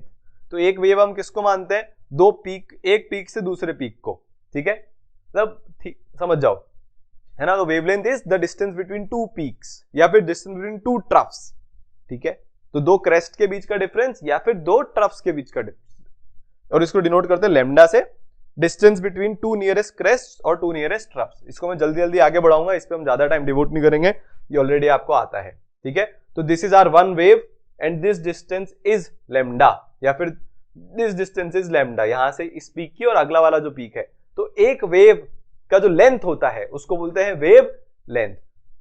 ऐसा यूनिट तो मीटर है तो मीटर में आएगा, पर जनरली हम एंगस्ट्रॉन्ग, पिकोमीटर, क्योंकि वेवलेंथ छोटी छोटी भी होती है, नैनोमीटर मतलब 10 की पावर -9, एंगस्ट्रॉन्ग मतलब 10 की पावर -10, पिकोमीटर मतलब 10 की पावर -12, इसमें नापते हैं, ठीक है। दूसरा होता है wave number which is 1 lambda, defined as the number of waves per unit length. इसको हम न्यू बार से डिनोट करते हैं और सेंटीमीटर इनवर्स में ये डिनोट होती है। तो लैम्डा मीटर की एक वेव की वेवलेंथ कितनी है, लैम्डा मीटर, एक मीटर में कितनी वेव आ जाएगी, 1/λ। यार 10 रुपए का एक आम है, 100 रुपए में कितने आम आएंगे, 10 आम आएंगे। ये आपने कैसे निकाला, 100 डिवाइडेड बाय 10 कर दिया, एक आम 10 रुपए का है, ठीक है। तो 10 आम कितने के होंगे, 100 रुपए के। सेम कैलकुलेशन हो रही है, यूनिटरी मेथड है। तो 1/λ के जितना होता है वेव नंबर, एक वेव लैम्डा मीटर की है, एक मीटर में 1/λ वेव्स आ जाएंगी, ठीक है। सेंटीमीटर इनवर्स, मीटर इनवर्स में आप नाप सकते हो। फ्रीक्वेंसी, नंबर ऑफ वेव्स जो कि एक पॉइंट से पास हो रही है एक सेकंड में, मतलब अगर मान लो ये मेरा एक पॉइंट है, मैं इसको देख रहा हूं कि यहां से कितनी वेव पास हो रही है एक सेकंड में, जितनी वेव एक सेकंड में यहां से पास हो जाएगी उसको मैं बोल दूंगा frequency of a wave. 50 metre मतलब 50 वेव पास हो रही है तो फ्रीक्वेंसी 50 हो जाएगी, 100 हो रही है तो 100 हो जाएगी, 1 हो रही है तो 1 हो जाएगी, ठीक है। हर्ट्ज की टर्म में मेजर होती है, हर्ट्ज साइंटिस्ट का नाम था, उनके ऑनर में हमने इसका ऐसा यूनिट हर्ट्ज रखा है, और ऐसा यूनिट इसका सेकंड इनवर्स। एक सेकंड में कितनी वेव, पर सेकंड कितनी वेव, तो इसलिए ऐसा यूनिट क्या है, सेकंड इनवर्स, मतलब 1/टाइम। क्लियर है, ठीक है। टाइम पीरियड, एक वेव ने कितना टाइम लिया थ्रू वन पॉइंट पास करने में, और time taken by a wave to complete distance of one wavelength. मेरी एक वेवलेंथ जितनी वेव है इस पॉइंट से, ये मेरी एक वेवलेंथ जितनी वेव को पास होने में कितना टाइम लगा। इसको ट्रेन से समझ सकते हो, ट्रेन में बहुत सारे डब्बे होते हैं, एक डब्बे को हम एक वेव मान लेते हैं। मैं यहां से देख रहा हूं, डब्बा जब मेरे सामने पहली बार आया, ये मान लो एक पेन एक डब्बा है, ये निकला निकला निकला निकला निकला यहां तक, तो पूरे पेन को मेरी उंगली से निकलने में कितना टाइम लगा, इसको बोलते हैं टाइम पीरियड। और मेरी उंगली के सामने से एक सेकंड में कितने डब्बे निकल गए उसको बोलते हैं फ्रीक्वेंसी, ठीक है। एक डब्बा जो निकला उसकी लेंथ कितनी है, मेरी उंगली के सामने से जो निकला उसको बोलते हैं वेव लेंथ, और ऐसे कितने डब्बे निकल गए उसको बोलते हैं क्या, वेव नंबर। मतलब एक मीटर में ऐसे कितने डब्बे आ जाएंगे उसको बोलते हैं वेव नंबर, ठीक है। तो ट्रेन से समझना बड़ा इजी होता है। तो time period is equal to 1/फ्रीक्वेंसी। तो वेव लेंथ हो गई लैम्डा, वेव नंबर हो गया 1/λ, फ्रीक्वेंसी हो गई न्यू, और टाइम पीरियड हो गया 1/ν, ठीक है। Velocity of a wave, distance covered by a wave in 1 second, एक सेकंड में वो वेव कितना आगे जा रही है, इसको बोलते हैं वेलोसिटी, स्टैंडर्ड डेफिनेशन है, ठीक है। एम्पलीट्यूड होता है हाइट ऑफ द क्रेस्ट और डेप्थ ऑफ द ट्रफ, तो ये जो हाइट है इसको हम बोलते हैं एम्पलीट्यूड। ये सारी चीजें अगर हमें पता है तो हमें वेव का ABCD पता है, we know everything about the wave. हमको वेव के बारे में हर एक इंफॉर्मेशन अब पता चल गई अगर हमको लैम्डा, फ्रीक्वेंसी, स्पीड और एम्पलीट्यूड पता है। तो टाइम पीरियड और वेव नंबर तो हम उससे ही निकाल लेंगे, ठीक है। तो इसके ऊपर एक क्वेश्चन कर लेते हैं। क्वेश्चन में आपसे पूछा गया कि भाई विविध भारती स्टेशन, वैसे तो आजकल रेडियो कोई नहीं सुनता, broadcast on frequency of 1368 kilohertz. तो आपको वेवलेंथ कैलकुलेट करनी है इलेक्ट्रोमैग्नेटिक वेव्स की जो कि ट्रांसमीटर ने एमिट की है। इलेक्ट्रोमैग्नेटिक वेव्स क्यों बोला जाता है इनको, वो जस्ट अभी थोड़ी देर में आपको बताने वाला हूं, ठीक है। तो आपको फ्रीक्वेंसी दी है भाई ठीक है। वेलोसिटी ऑफ लाइट अपने को ऑलरेडी पता है, वो कांस्टेंट होती है 3 × 10⁸ मीटर पर सेकेंड। इससे ज्यादा तेज दुनिया में कोई नहीं मूव कर सकता। ये यूनिवर्स में स्पीड लिमिट है। जैसे वहां बोर्ड लिखे होते हैं ना हाईवेज पे कि 100 से ज्यादा मत जाना, यहाँ पे एक्चुअली में वेलोसिटी ऑफ लाइट से तेज कोई भी मूव नहीं कर सकता। ये कांस्टेंट होते हैं 3 × 10⁸ मीटर पर सेकेंड। आ रहा है समझ में? पक्का? ठीक है। फ्रीक्वेंसी आपको दी हुई है इतना, तो एक फॉर्मूला होता है। क्या फॉर्मूला होता है कि भाई speed of light is equal to frequency into lambda. क्या होता है? Frequency into lambda is equal to speed of light. Speed of light का डायमेंशन क्या होता है? मीटर पर सेकेंड। कोई भी स्पीड का मीटर पर सेकेंड होता है। फ्रीक्वेंसी का क्या होता है? 1/सेकेंड। लैम्डा का क्या होता है? मीटर। तो ये मीटर पर सेकेंड, डायमेंशनली भी आप चेक कर सकते हो। स्पीड ऑफ लाइट कांस्टेंट है, तो अगर हमको लैम्डा या फ्रीक्वेंसी में से कुछ भी दे दिया तो हम दूसरे को पता लगा सकते हैं। तो जो फ्रीक्वेंसी होती है ये इनवर्सली प्रोपोर्शनल होती है किसके? वेवलेंथ के। तो जितनी कम वेवलेंथ उतनी ज्यादा फ्रीक्वेंसी, या फिर जितनी ज्यादा वेवलेंथ उतनी कम फ्रीक्वेंसी। तो आपको किलो हर्ट्ज में दिया है, यूनिट्स का ध्यान रखना। पहले इसको कन्वर्ट करो हर्ट्ज में, क्योंकि ऐसा यूनिट हर्ट्ज होता है। ठीक है, सेकंड इनवर्स में कन्वर्ट हो गया। लैम्डा इज इक्वल टू c/न्यू, वो यहां से फॉर्मूला आ गया। लैम्डा इज इक्वल टू c/न्यू, वैल्यू पुट कर दो, आंसर आ जाएगा। तो कुछ बड़ी बात नहीं है, 219.3 मीटर लंबी वेव आ गई। तो एक्चुअली जो रेडियो वेव्स होती है वो काफी लंबी वेवलेंथ वाली वेव्स होती हैं। क्लियर है? ठीक है। मैक्सवेल साहब आए, इन्होंने बहुत रिसर्च करी इलेक्ट्रोमैग्नेटिक वेव्स पर, और इन्होंने हमको बताया कि इलेक्ट्रोमैग्नेटिक वेव इसलिए बोला जाता है क्योंकि एक्चुअली में जो सन से रेज आ रही है वो कंसिस्ट करती है perpendicularly travelling electrical and magnetic waves. तो यहां पे जो लाल वाली वेव्स आपको दिख रही हैं, दीज आर इलेक्ट्रिकल वेव्स जो ऊपर डायरेक्शन में ट्रैवल कर रही है, और जो ब्लू वाली वेव्स दिख रही है दीज आर मैग्नेटिक वेव्स। और ये जो है ये स्पेस में इस तरह से ट्रैवल करती रहती है। आप दिख रहे हैं वेव की डायरेक्शन आगे, पूरी वेव आगे जा रही है। तो इस वेव के दो पार्ट है, मैग्नेटिक वाला पार्ट और इलेक्ट्रिकल वाला पार्ट। इलेक्ट्रिकल और मैग्नेटिक पार्ट एक दूसरे के परपेंडिकुलर है। ये इलेक्ट्रिक है तो ये मैग्नेटिक है। आ रहा है समझ में? ये इस तरीके से ट्रैवल करते हैं। फिजिक्स में एक इलेक्ट्रोमैग्नेटिक वेव्स का अलग से नाम से चैप्टर है। मैक्सवेल ने पहली बार बताया था कि इस तरीके से हमारे पास सन से एनर्जी आ रही है। क्लियर? ठीक है। ये पूरा एक स्पेक्ट्रम है इलेक्ट्रोमैग्नेटिक वेव का, जो बहुत कम वेवलेंथ वाली, कम वेवलेंथ मतलब बहुत ज्यादा एनर्जी, ज्यादा वेवलेंथ मतलब कम एनर्जी, ज्यादा फ्रीक्वेंसी ज्यादा एनर्जी, कम फ्रीक्वेंसी कम एनर्जी, ये आपको पता ही है। ठीक है। तो इस तरह से पूरा स्पेक्ट्रम है। सबसे ज्यादा एनर्जी वाली वेव्स होती है गामा रेज, फिर उसके बाद एक्स रेज, फिर अल्ट्रावायलेट, फिर ये हमारा विजिबल स्पेक्ट्रम जो हमको दिखता है 400 नैनोमीटर से करीब 700 नैनोमीटर तक, फिर इंफ्रारेड, फिर radio waves, TV waves, so on and so fourth. तो ये पूरा स्पेक्ट्रम है। आपको एक आइडिया होना चाहिए कि कौन कम वेवलेंथ वाली वेव है और कौन ज्यादा वेवलेंथ वाली वेव है। ठीक है। लाइट का वेव नेचर होता है, हमको कैसे पता चलता है? ये एक एक्सपेरिमेंट है इंटरफेरेंस नाम का। किससे पता चला हमको? इंटरफेरेंस। क्या होता है इंटरफेरेंस में? एक वेव आ रही है, दूसरी वेव आ रही है। कुछ केसेस में ऐसा पाया गया कि जब ये दोनों वेव मिलती हैं, क्या इसका मतलब? दोनों वेव मिली, ये क्या है भाई? सब गायब हो जाता है। आपने देखा है कभी एक बॉल आ रही है, दूसरी बॉल आ रही है, दोनों बॉल टकराई और गायब? दो पार्टिकल्स के केस में तो ऐसा नहीं हो सकता, पर दो वेव के केस में ऐसा होता है, जिसको हम डिस्ट्रक्टिव इंटरफेरेंस बोलते हैं। क्या बोलते हैं हम? डिस्ट्रक्टिव इंटरफेरेंस बोलते हैं। वेव आई, एक वेव इधर से आई, एक वेव इधर से आई, कहीं एक लोकेशन पे डिस्ट्रक्टिव इंटरफेरेंस हो गया और वहां पे पूरा अंधेरा है, पूरा काला है, कुछ नहीं दिख रहा। ये आया, मिले और गायब हो गया। ये सिर्फ वेव में हो सकता है, पार्टिकल में नहीं हो सकता। तो मैक्सवेल ने बोला लाइट तो वेव है, मैंने प्रूव कर दिया। इसका प्रूफ देने के लिए एक और चीज है। आपको रात को, मतलब जब सन सेट होने वाला है तो सन का कलर हमको रेड दिखता है, दिन में सन का कलर येलो होता है। सन का तो एक ही कलर है, सन तो अपना कलर बदलता नहीं है। आसमान में कुछ ऐसा हो रहा है कि हमको कलर अलग अलग दिखता है, वो प्रॉपर्टी होती है डिफ्रैक्शन। आप लाइट की तरफ अपनी उंगली ऐसे करो और इस उंगली को एकदम पास लेके आओ, उंगली टच होगी ना, उसके जस्ट पहले एक मोमेंट ऐसा आएगा जब लाइट आनी बंद हो जाएगी। करके देखना आराम से, उंगली टच मत करना, जस्ट पहले लाइट आनी बंद हो जाएगी। उस पर्टिकुलर चीज में क्या होता है कि लाइट है ना कॉर्नर्स के अराउंड बेंड करती है। पार्टिकल के साथ ऐसा हो सकता है क्या? लाइट यहां से आई, उसको ऑब्स्ट्रक्शन मिला, वो बेंड करके चली गई। पार्टिकल तो यहां पे जाएगा तो टकराएगा, वापिस आ जाएगा। पार्टिकल ऐसे बेंड नहीं कर सकता है कॉर्नर्स के अराउंड। तो ये दूसरा प्रूफ था कि लाइट जो है वो क्या होती है? वो एक वेव होती है। 200 साल तक सबने मान लिया लाइट वेव है, लाइट वेव है, लाइट वेव है। फिर कुछ ऐसे एक्सपेरिमेंट्स हुए जिसके कारण बहुत तकलीफ हो गई, लाइट के वेव नेचर से हम उनको समझा ही नहीं पा रहे थे। जैसे ब्लैक बॉडी रेडिएशन हो गया, फिर दूसरा फोटो इलेक्ट्रिक इफेक्ट हो गया, ये सब आपको पता है, ठीक है। फिर तीसरा हीट कैपेसिटी का वेरिएशन हो गया सॉलिड की टेम्परेचर के साथ, जैसे जैसे टेम्परेचर बढ़ाते जाते हैं हीट कैपेसिटी चेंज होती जाती है। और हाइड्रोजन का एटॉमिक स्पेक्ट्रम, लाइन स्पेक्ट्रम जो आ रहा था हाइड्रोजन का, वो ऐसा क्यों आ रहा है, वेव नेचर ये चारों को एक्सप्लेन नहीं कर पाई। एक एक करके हम सबको रिवाइज कर लेंगे। थर्ड वाले पॉइंट को आप फिजिक्स में देखोगे, not part of chemistry syllabus, और फर्स्ट, सेकंड और थर्ड को हम एटॉमिक स्ट्रक्चर वाले चैप्टर में ही रिवाइज कर लेंगे। आज के लिए हम ब्लैक बॉडी रेडिएशन को रिवाइज करने वाले हैं, ठीक है। आ रहे समझ?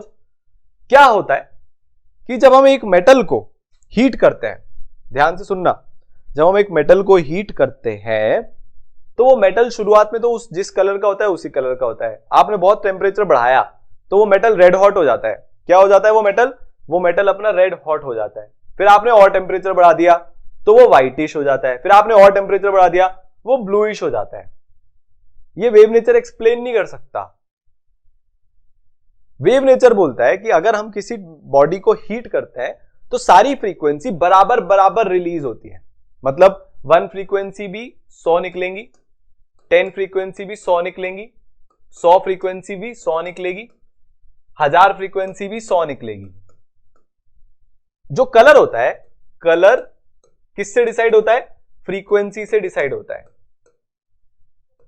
अब मेरे को एक बार बताओ, आपने बचपन में अगर पेंट किया है, अगर मैं येलो, रेड, ब्लू और ग्रीन सारे बराबर बराबर प्रोपोर्शन में मिला दूंगा तो कोई एक कलर बनेगा जो डिपेंड नहीं करेगा।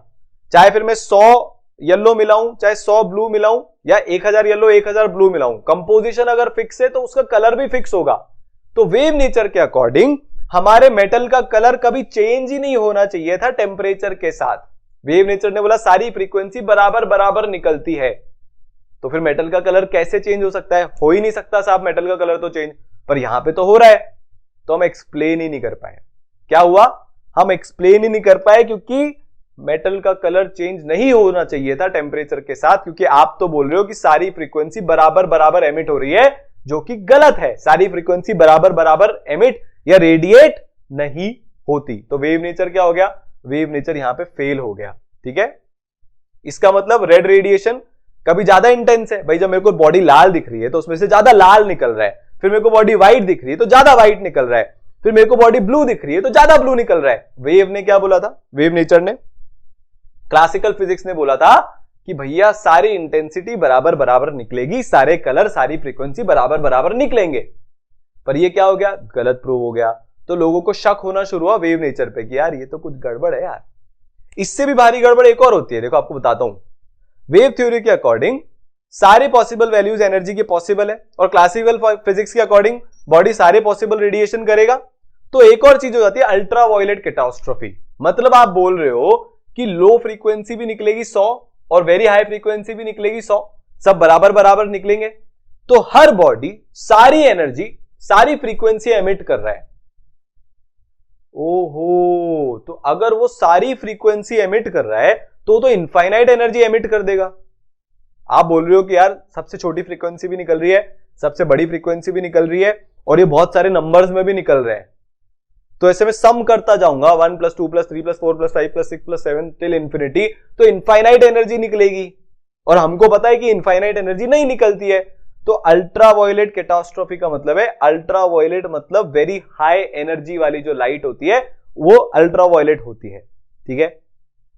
तो अब बेसिकली अगर अल्ट्रा वायलेट एनर्जी निकल रही है बहुत ज्यादा तो इनफाइनाइट एनर्जी निकल रही है, और हमको पता है इनफाइनाइट एनर्जी नहीं निकल सकती। क्या बोल रहा हूं मैं? इनफाइनाइट एनर्जी नहीं निकल सकती। तो अब भारी गड़बड़ हो गई, वेव नेचर फेल हो गया। अब कुछ और करना पड़ेगा, किसी और को आना पड़ेगा समझाने कि ये ब्लैक बॉडी में एक्चुअली चल क्या रहा है। अच्छा, ब्लैक बॉडी क्या होता है? ब्लैक बॉडी एक ऐसी बॉडी होती है, आइडियल बॉडी है, हाइपोथेटिकल बॉडी है, असलियत में ऐसी बॉडी नहीं होती है, जो सारी एनर्जी को एब्जॉर्ब भी कर लेती है और एमिट भी कर देती है, सारी फ्रीक्वेंसीज को।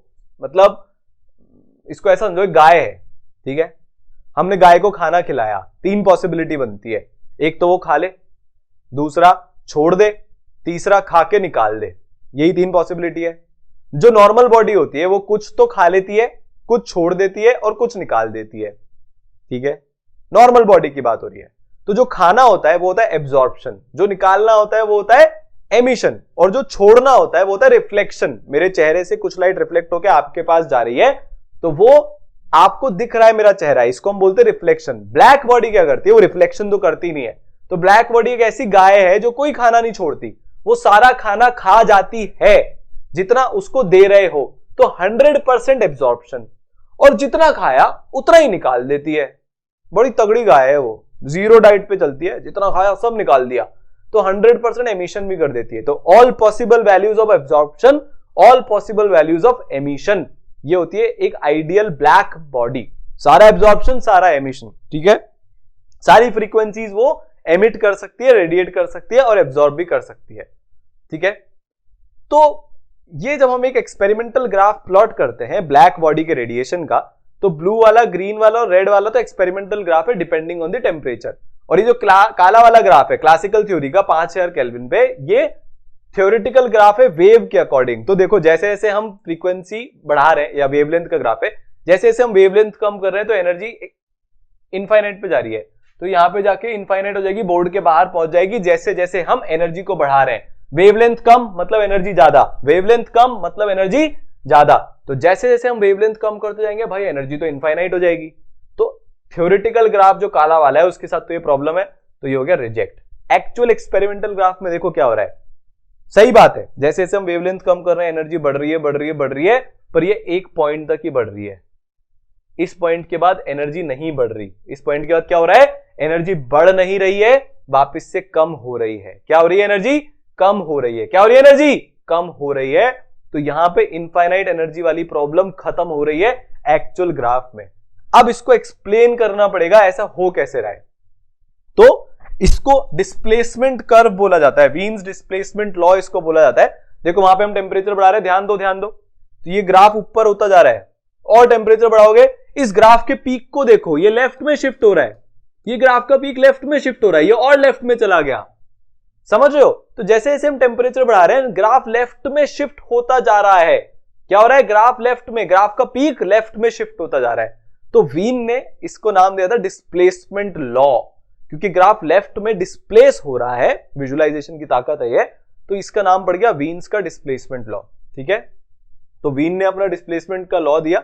आप ग्राफ में भी देखो, जब आपने टेम्परेचर 3500 केल्विन कर रखा है, तो वेवलेंथ का ये जो पीक आ रहा है ये करीब आपका 900 के अराउंड आ रहा है। आपने 4000 केल्विन कर दिया तो 800 के अराउंड आ रहा है, 4500 कर दिया तो 600 650 आ रहा है, 5000 केल्विन कर दिया तो इतना आ रहा है, 5500 केल्विन कर दिया तो इतना आ रहा है। मतलब ग्राफ लेफ्ट में शिफ्ट होता जा रहा है, ग्राफ का पीक, जैसे जैसे हम टेम्परेचर बढ़ा रहे हैं, ठीक है, पक्का।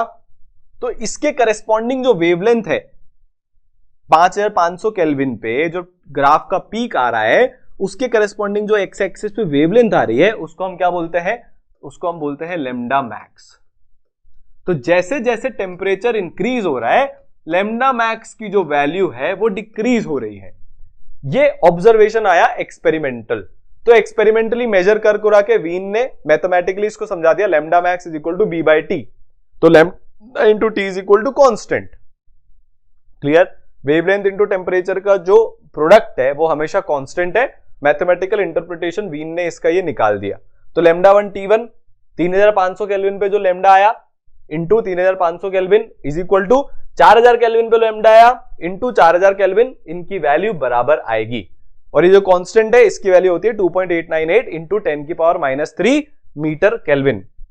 याद करने की जरूरत नहीं है, एग्जाम में दिया जाएगा अगर इसका क्वेश्चन आता है तो, ठीक है।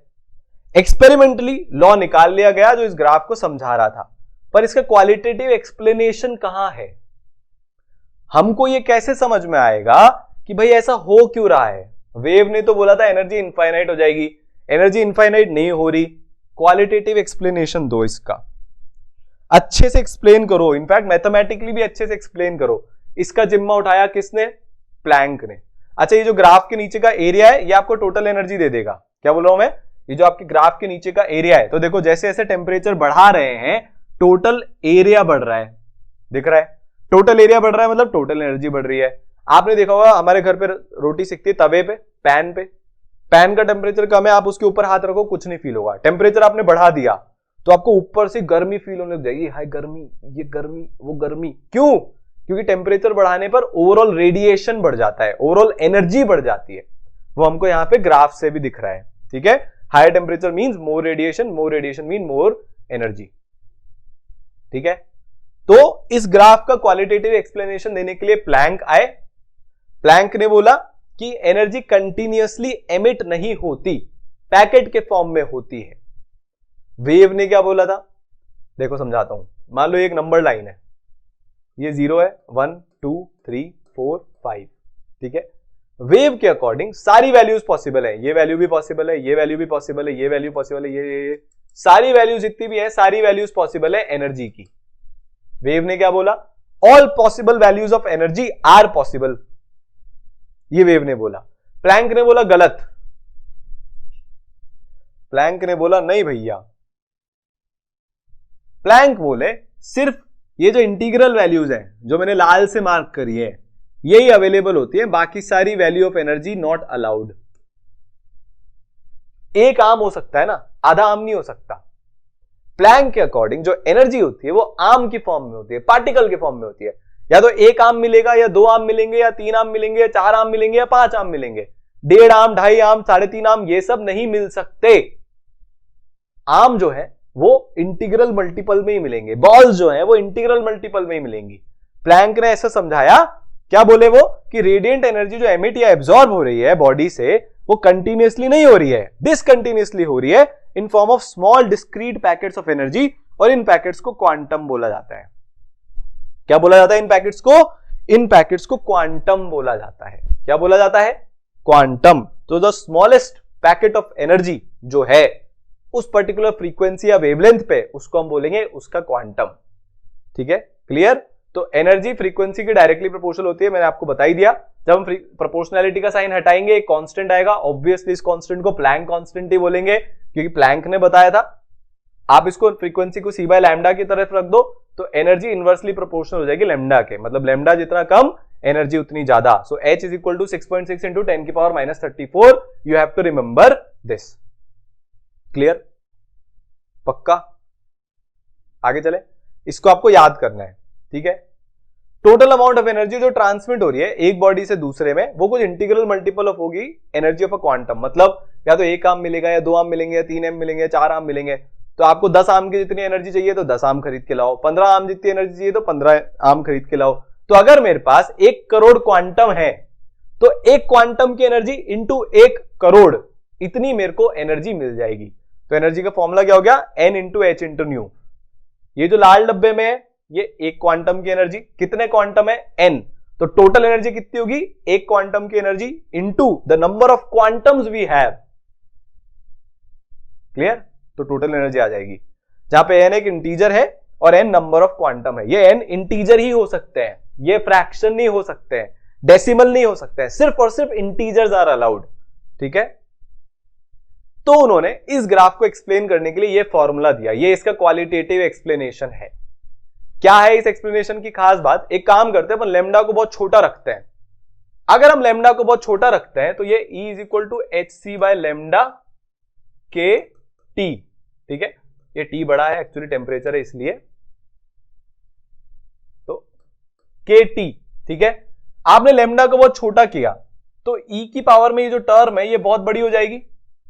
E की पावर के टर्म का आ रही है डिनोमिनेटर में, तो 1 बाय बहुत बड़ा नंबर, तो एक्चुअली ये जो नंबर है वो बहुत छोटा हो जाएगा। भाई डिनोमिनेटर बहुत बड़ा है तो नंबर क्या हो गया? बहुत छोटा। तो एनर्जी की वैल्यू क्या हो जाएगी? नंबर बहुत कम होने के कारण बहुत ही कम हो जाएगी, क्योंकि आपने इसको बहुत छोटे नंबर से मल्टीप्लाई किया है। तो जब आप वेवलेंथ को कम रखते हो तो एनर्जी क्या आ रही है? बहुत कम आ रही है। अब वेवलेंथ को अपन एक काम करते हैं, बहुत हाई करते हैं। जैसे मैं वेवलेंथ को बहुत हाई करूंगा ये तो E की पावर छोटा नंबर हो जाएगा, तो दिस इज वेरी स्मॉल। यहां पे जो नंबर है ये वाला जो नंबर है ये बहुत स्मॉल है, -1 करेंगे तो ठीक है, ठीक ठाक सा नंबर आएगा। तो ये फाइनाइट नंबर आ रहा है। कौन सा वाला? ये वाला, this is a finite number. पर यहां पे लेमडा की पावर 5 है और मैंने लेमडा को कर दिया बहुत बड़ा। मैंने लेमडा को क्या कर दिया? बहुत ही बड़ा कर दिया। लेमडा बहुत बड़ा हो गया, लेमडा बहुत ही बड़ा हो गया, तो ये नंबर ओवरऑल क्या हो गया? बहुत ही छोटा हो गया।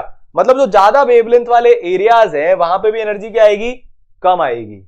मैक्सिमम एनर्जी कहां आएगी, हम इसको डिफरेंशिएट करके इसका जीरो निकालेंगे, वहां पे एक पर्टिकुलर टेम्परेचर आएगा जहां पे एनर्जी मैक्सिमम है, उसको लैम्डा मैक्स बोला जाता है। तो प्लैंक ने एक्सप्लेन किया कि भैया हर टेम्परेचर के करेस्पॉन्डिंग एक ऐसी वेवलेंथ आएगी जिसके पार्टिकल्स मैक्सिमम अलाउड हैं। वेव नेचर ने बोला सारे इक्वल अलाउड हैं फ्रीक्वेंसीज या वेवलेंथ, प्लैंक ने बोला नहीं, कुछ ही फ्रीक्वेंसी या वेवलेंथ अलाउड है जो ज्यादा नंबर में होती है, बाकी सब छोटे छोटे छोटे छोटे नंबर में होती है। इसके कारण पीक आता है उस फ्रीक्वेंसी का, उस वेवलेंथ का जो सबसे ज्यादा अलाउड है। तो प्रोबेबिलिटी का खेल हो गया, कुछ एनर्जी की वैल्यूज ज्यादा अलाउड, कुछ एनर्जी की वैल्यूज कम अलाउड। ये प्लैंक ने इसका ब्यूटीफुल एक्सप्लेनेशन हमको दिया और अल्ट्रावायलेट कैटास्ट्रॉफी हमारा दूर हो गया। ठीक है, H इंटू सी, अभी कैलकुलेशन वाला पार्ट है, कंफ्यूज मत होना। आप इसको मल्टीप्लाई करोगे तो जूल में एनर्जी आएगी। हमारे लिए इलेक्ट्रॉन वोल्ट ज्यादा बेटर टर्म है यहां पे यूज करने के लिए। Electron into volt, charge into voltage energy होता है, ये आप फिजिक्स में सीखोगे। तो 1 electron volt is equal to 1.6 into 10 की पावर -19 जूल। जो एंगस्ट्रॉन्ग होता है वो 10 की पावर -10 होता है। ठीक है, 1 एंगस्ट्रॉन्ग इज इक्वल टू 10 की पावर -10। तो जब हम इसको कैलकुलेट करते हैं H इंटू सी को, तो वो बराबर आता है 12400 इलेक्ट्रॉन वोल्ट एंगस्ट्रॉन्ग के बराबर। ये कैलकुलेशन के लिए बता रहा हूं। मतलब अगर आपको किसी ने लैम्डा एंगस्ट्रॉन्ग में दे दिया और आपसे पूछा कि भैया कितनी एनर्जी है इलेक्ट्रॉन वोल्ट्स में, तो आप 12400 से डिवाइड कर देना। ठीक है, तो calculate the frequency and energy of a photon of wavelength 4000 angstrom. बस अब आपको 4000 एंगस्ट्रॉन्ग दिया है, आप फ्रीक्वेंसी निकाल लो पहले तो लैम्डा इज इक्वल टू इतना, मीटर में कन्वर्ट किया, frequency is equal to c by lambda. C पता है 3 इंटू 10 की पावर 8, लैम्डा पता है 4 इंटू 10 की पावर -7, तो फ्रीक्वेंसी आ जाएगा। ठीक है, आ गया। एनर्जी निकालने के लिए क्या करना है हमको, एनर्जी निकालने के लिए हम 12400 डिवाइडेड बाय 4000, ये मेरी एनर्जी आ जाएगी इन कुछ इलेक्ट्रॉन वोल्ट्स की टर्म में। कैलकुलेशन कर लेना, जितनी भी आएगी कोई दिक्कत नहीं है। ठीक है, ये 0 से 0 कट जाएगा। सो 124/40 इलेक्ट्रॉन वोल्ट जितनी एनर्जी आ गई। आपसे पूछा जा रहा है कितने फोटोन्स ऑफ लाइट हमको चाहिए वेवलेंथ 5000 एंगस्ट्रॉम के 1 जूल एनर्जी बनाने के लिए, तो एक फोटोन की एनर्जी निकाल लो। फोटोन मतलब जो लाइट का होता है, क्वांटम जैसे होता है ना, तो जब हम क्वांटम को लाइट के टर्म्स में बात करते हैं तो हम उसको फोटोन बोलते हैं। बहुत सिंपल है। ठीक है, E is equal to NhC by lambda. Total energy कितना था, NH न्यू को हमने C बाय लैम्डा डाल दिया क्योंकि हमको यहाँ पे डेटा लैम्डा का दिया है। तो आपकी N की वैल्यू कितनी होगी, lambda into E upon H into C। तो आपकी E कितनी है, 1 जूल। ठीक है, लैम्डा कितना है 5000 इंटू 10 की पावर -10 मीटर। H की वैल्यू पता है, C की वैल्यू पता है, वैल्यू पुट करो, N की वैल्यू आ जाएगी 2.5 इंटू 10 की पावर 18 फोटॉन।